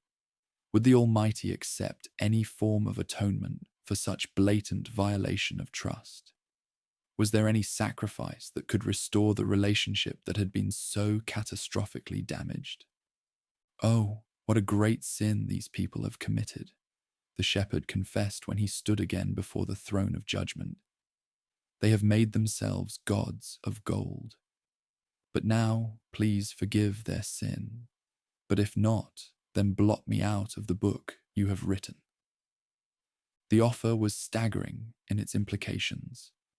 The appointed guide was volunteering to bear the punishment for the entire community's rebellion, to accept eternal separation from the Almighty if that was what was required to preserve the sacred bond. It was substitutionary intercession of the highest order. The heavenly response revealed both justice and mercy in perfect balance. Whoever has sinned against me, I will blot out of my book. Now go, lead the people to the place I spoke of, and my angel will go before you. However, when the time comes for me to punish, I will punish them for their sin. Individual accountability would be maintained. Those who had personally participated in the rebellion would face personal consequences. But the sacred bond itself would continue, and the journey to the promised land would proceed. The mediation had been effective, though not without ongoing costs. But the most devastating consequence was yet to be revealed. Leave this place, you and the people you brought out of bondage, and go to the land I promised on oath to Abraham, Isaac, and Jacob, came the instruction from heaven. I will send an angel before you and drive out the current inhabitants. Go to the land flowing with milk and honey. But I will not go with you, because you are a stiff-necked people, and I might destroy you on the way. The words hit the camp like a physical blow. They would still receive the promised land, still enjoy the material blessings that had been pledged to their ancestors, but they would lose the thing that made those blessings meaningful, the immediate nearness of the Creator who had called them into relationship. When the community heard these distressing words, they began to mourn, and no individual put on any ornaments. The gold that had been used to create the idol now seemed like a curse, a reminder of how quickly material wealth could become a substitute for spiritual reality. The shepherd set a tent of meeting far outside the camp, and whenever he went out to it, all the citizens would rise and stand at the entrances to their tents, watching until he entered the sacred space. When he went into the tent, the pillar of cloud would descend and stay at the entrance, and the Eternal would speak with him face to face, as friends speak to each other. The contrast was heartbreaking. The Creator who had promised to dwell among them was now meeting their representative outside the camp, separated from the community that had rejected his intimate fellowship. The relationship continued, but it was no longer the close communion that had been originally intended. In the privacy of that distant tent, a conversation took place that would determine the future of the entire community. You have been telling me, lead this people forward, but you have not let me know whom you will send with me, the shepherd pleaded. You have said, I know you by name, and you have found favor with me. If you are pleased with me, teach me your ways so I may know you and continue to find favor with you. Remember that this community is your people. The request went beyond personal relationship to corporate identity. The shepherd was arguing that without heavenly nearness, the chosen community would be indistinguishable from any other group of folks wandering through the wilderness. Their unique calling, their special purpose, their sacred identity, all of it depended on the continuing fellowship of the Creator who had called them out of bondage. My presence will go with you, and I will give you rest, came the gracious response, and the shepherd's heart leaped with relief and gratitude. But he pressed for even greater assurance. If your presence does not go with us, do not send us forward from here. How will anyone know that you are pleased with me and with your people unless you go with us?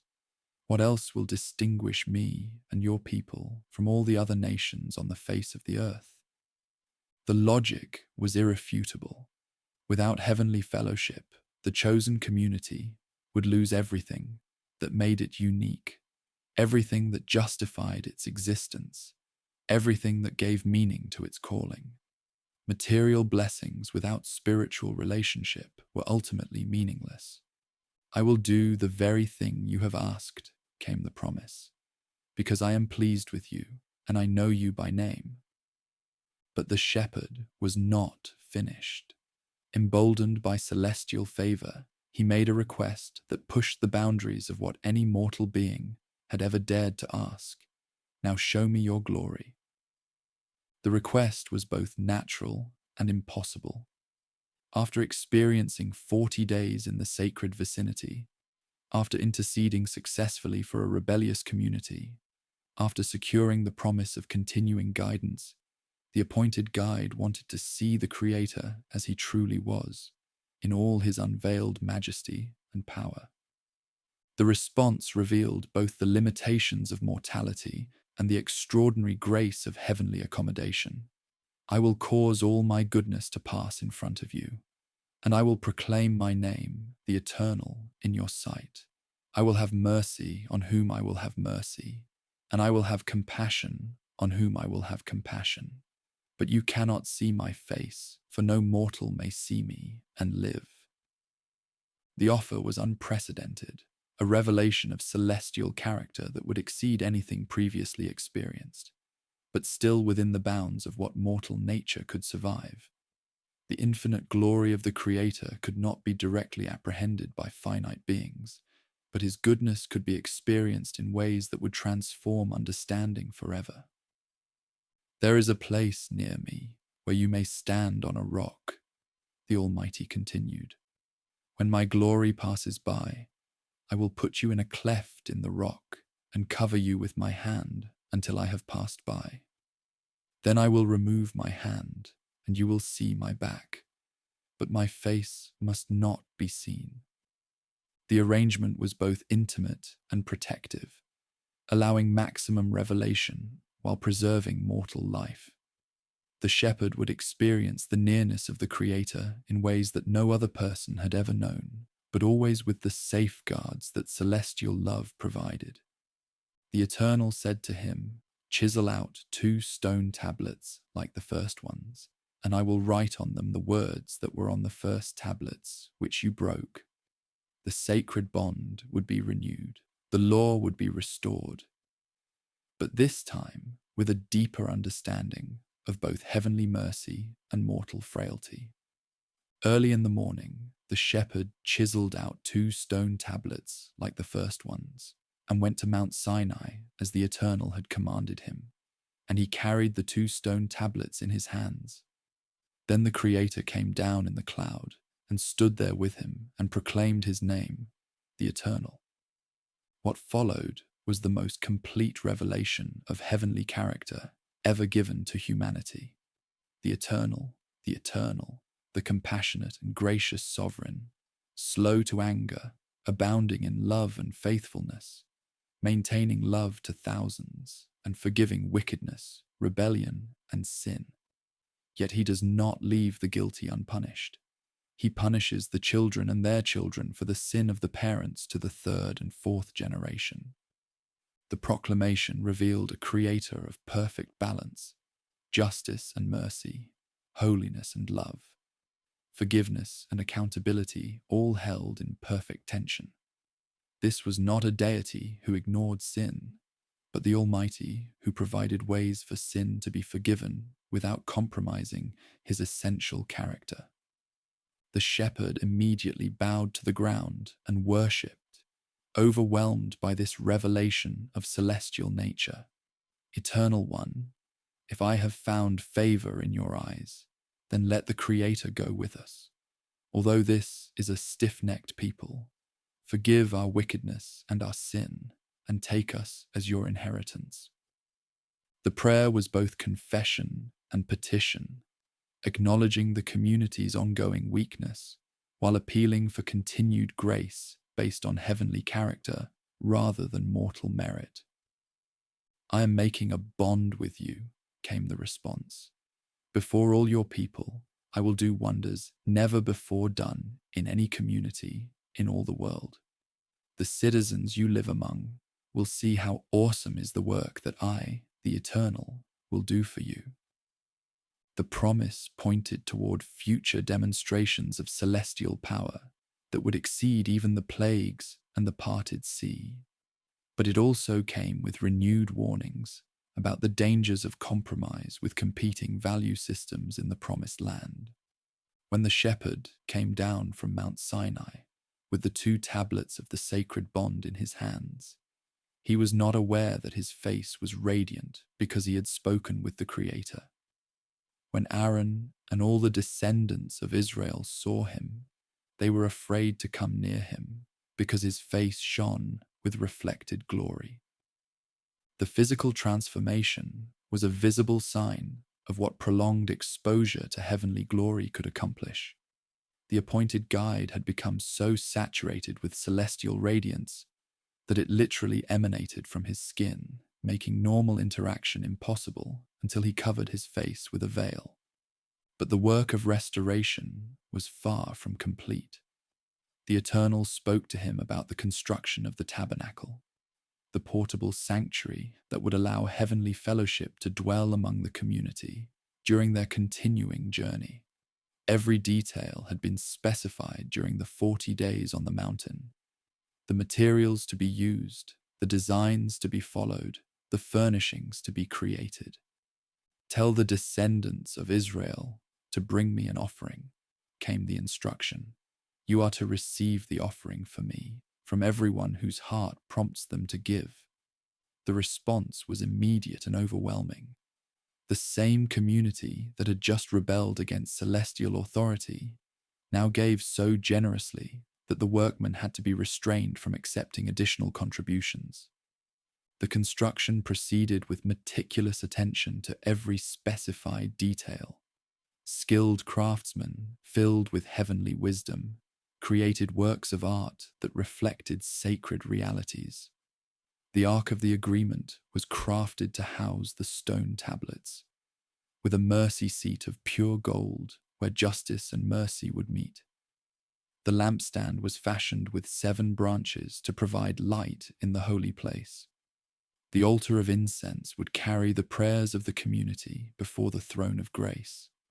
But the most significant element was the overall purpose of the structure: to provide a place where the Holy Creator could dwell among his inevitably imperfect chosen ones. The tabernacle would be a bridge between heaven and earth, a meeting place where celestial holiness and mortal need could come together through carefully prescribed rituals of sacrifice and worship. When all the work was completed exactly as the Eternal had commanded, the moment arrived for the dedication of the sanctuary. The shepherds set the tabernacle according to the heavenly instructions, arranged all the furnishings in their proper places, and consecrated everything for sacred use. Then the cloud covered the tent of meeting, and the glory of the Creator filled the tabernacle. The shepherd could not enter the tent of meeting because the cloud had settled on it, and the celestial glory filled the tabernacle. The visible return of heavenly fellowship was the ultimate sign of restored relationship. The Creator, who had threatened to withdraw his immediate companionship because of their rebellion, had now chosen to make his home among them in an even more intimate way than before. The golden calf had been a tragic detour, but it had not derailed the ultimate purpose of the sacred bond. In all the travels of the descendants of Israel, whenever the cloud lifted from above the tabernacle, they would set out. But if the cloud did not lift, they did not set out until the day it lifted. So the cloud of the Eternal was over the tabernacle by day, and fire was in the cloud by night, in the sight of all the community of Israel during all their travels. The book of Exodus concluded with this image of heavenly guidance leading the chosen community toward their ultimate destiny. They had been transformed from a slave population into a holy people, from a collection of families into a kingdom of priests, from homeless wanderers into a community with both purpose and celestial companionship. The journey from bondage to sacred relationship was complete, but the greater journey toward becoming everything the Almighty intended was just beginning. They carried with them the law that would govern their communal life, the tabernacle that would maintain their relationship with their Creator, and the promise that His fellowship would never leave them as long as they remained faithful to their calling. From the mud pits of foreign oppression to the glory-filled sanctuary in the wilderness, this was the story of how the Eternal had kept his ancient promises and created a people that would bless all the families of the earth.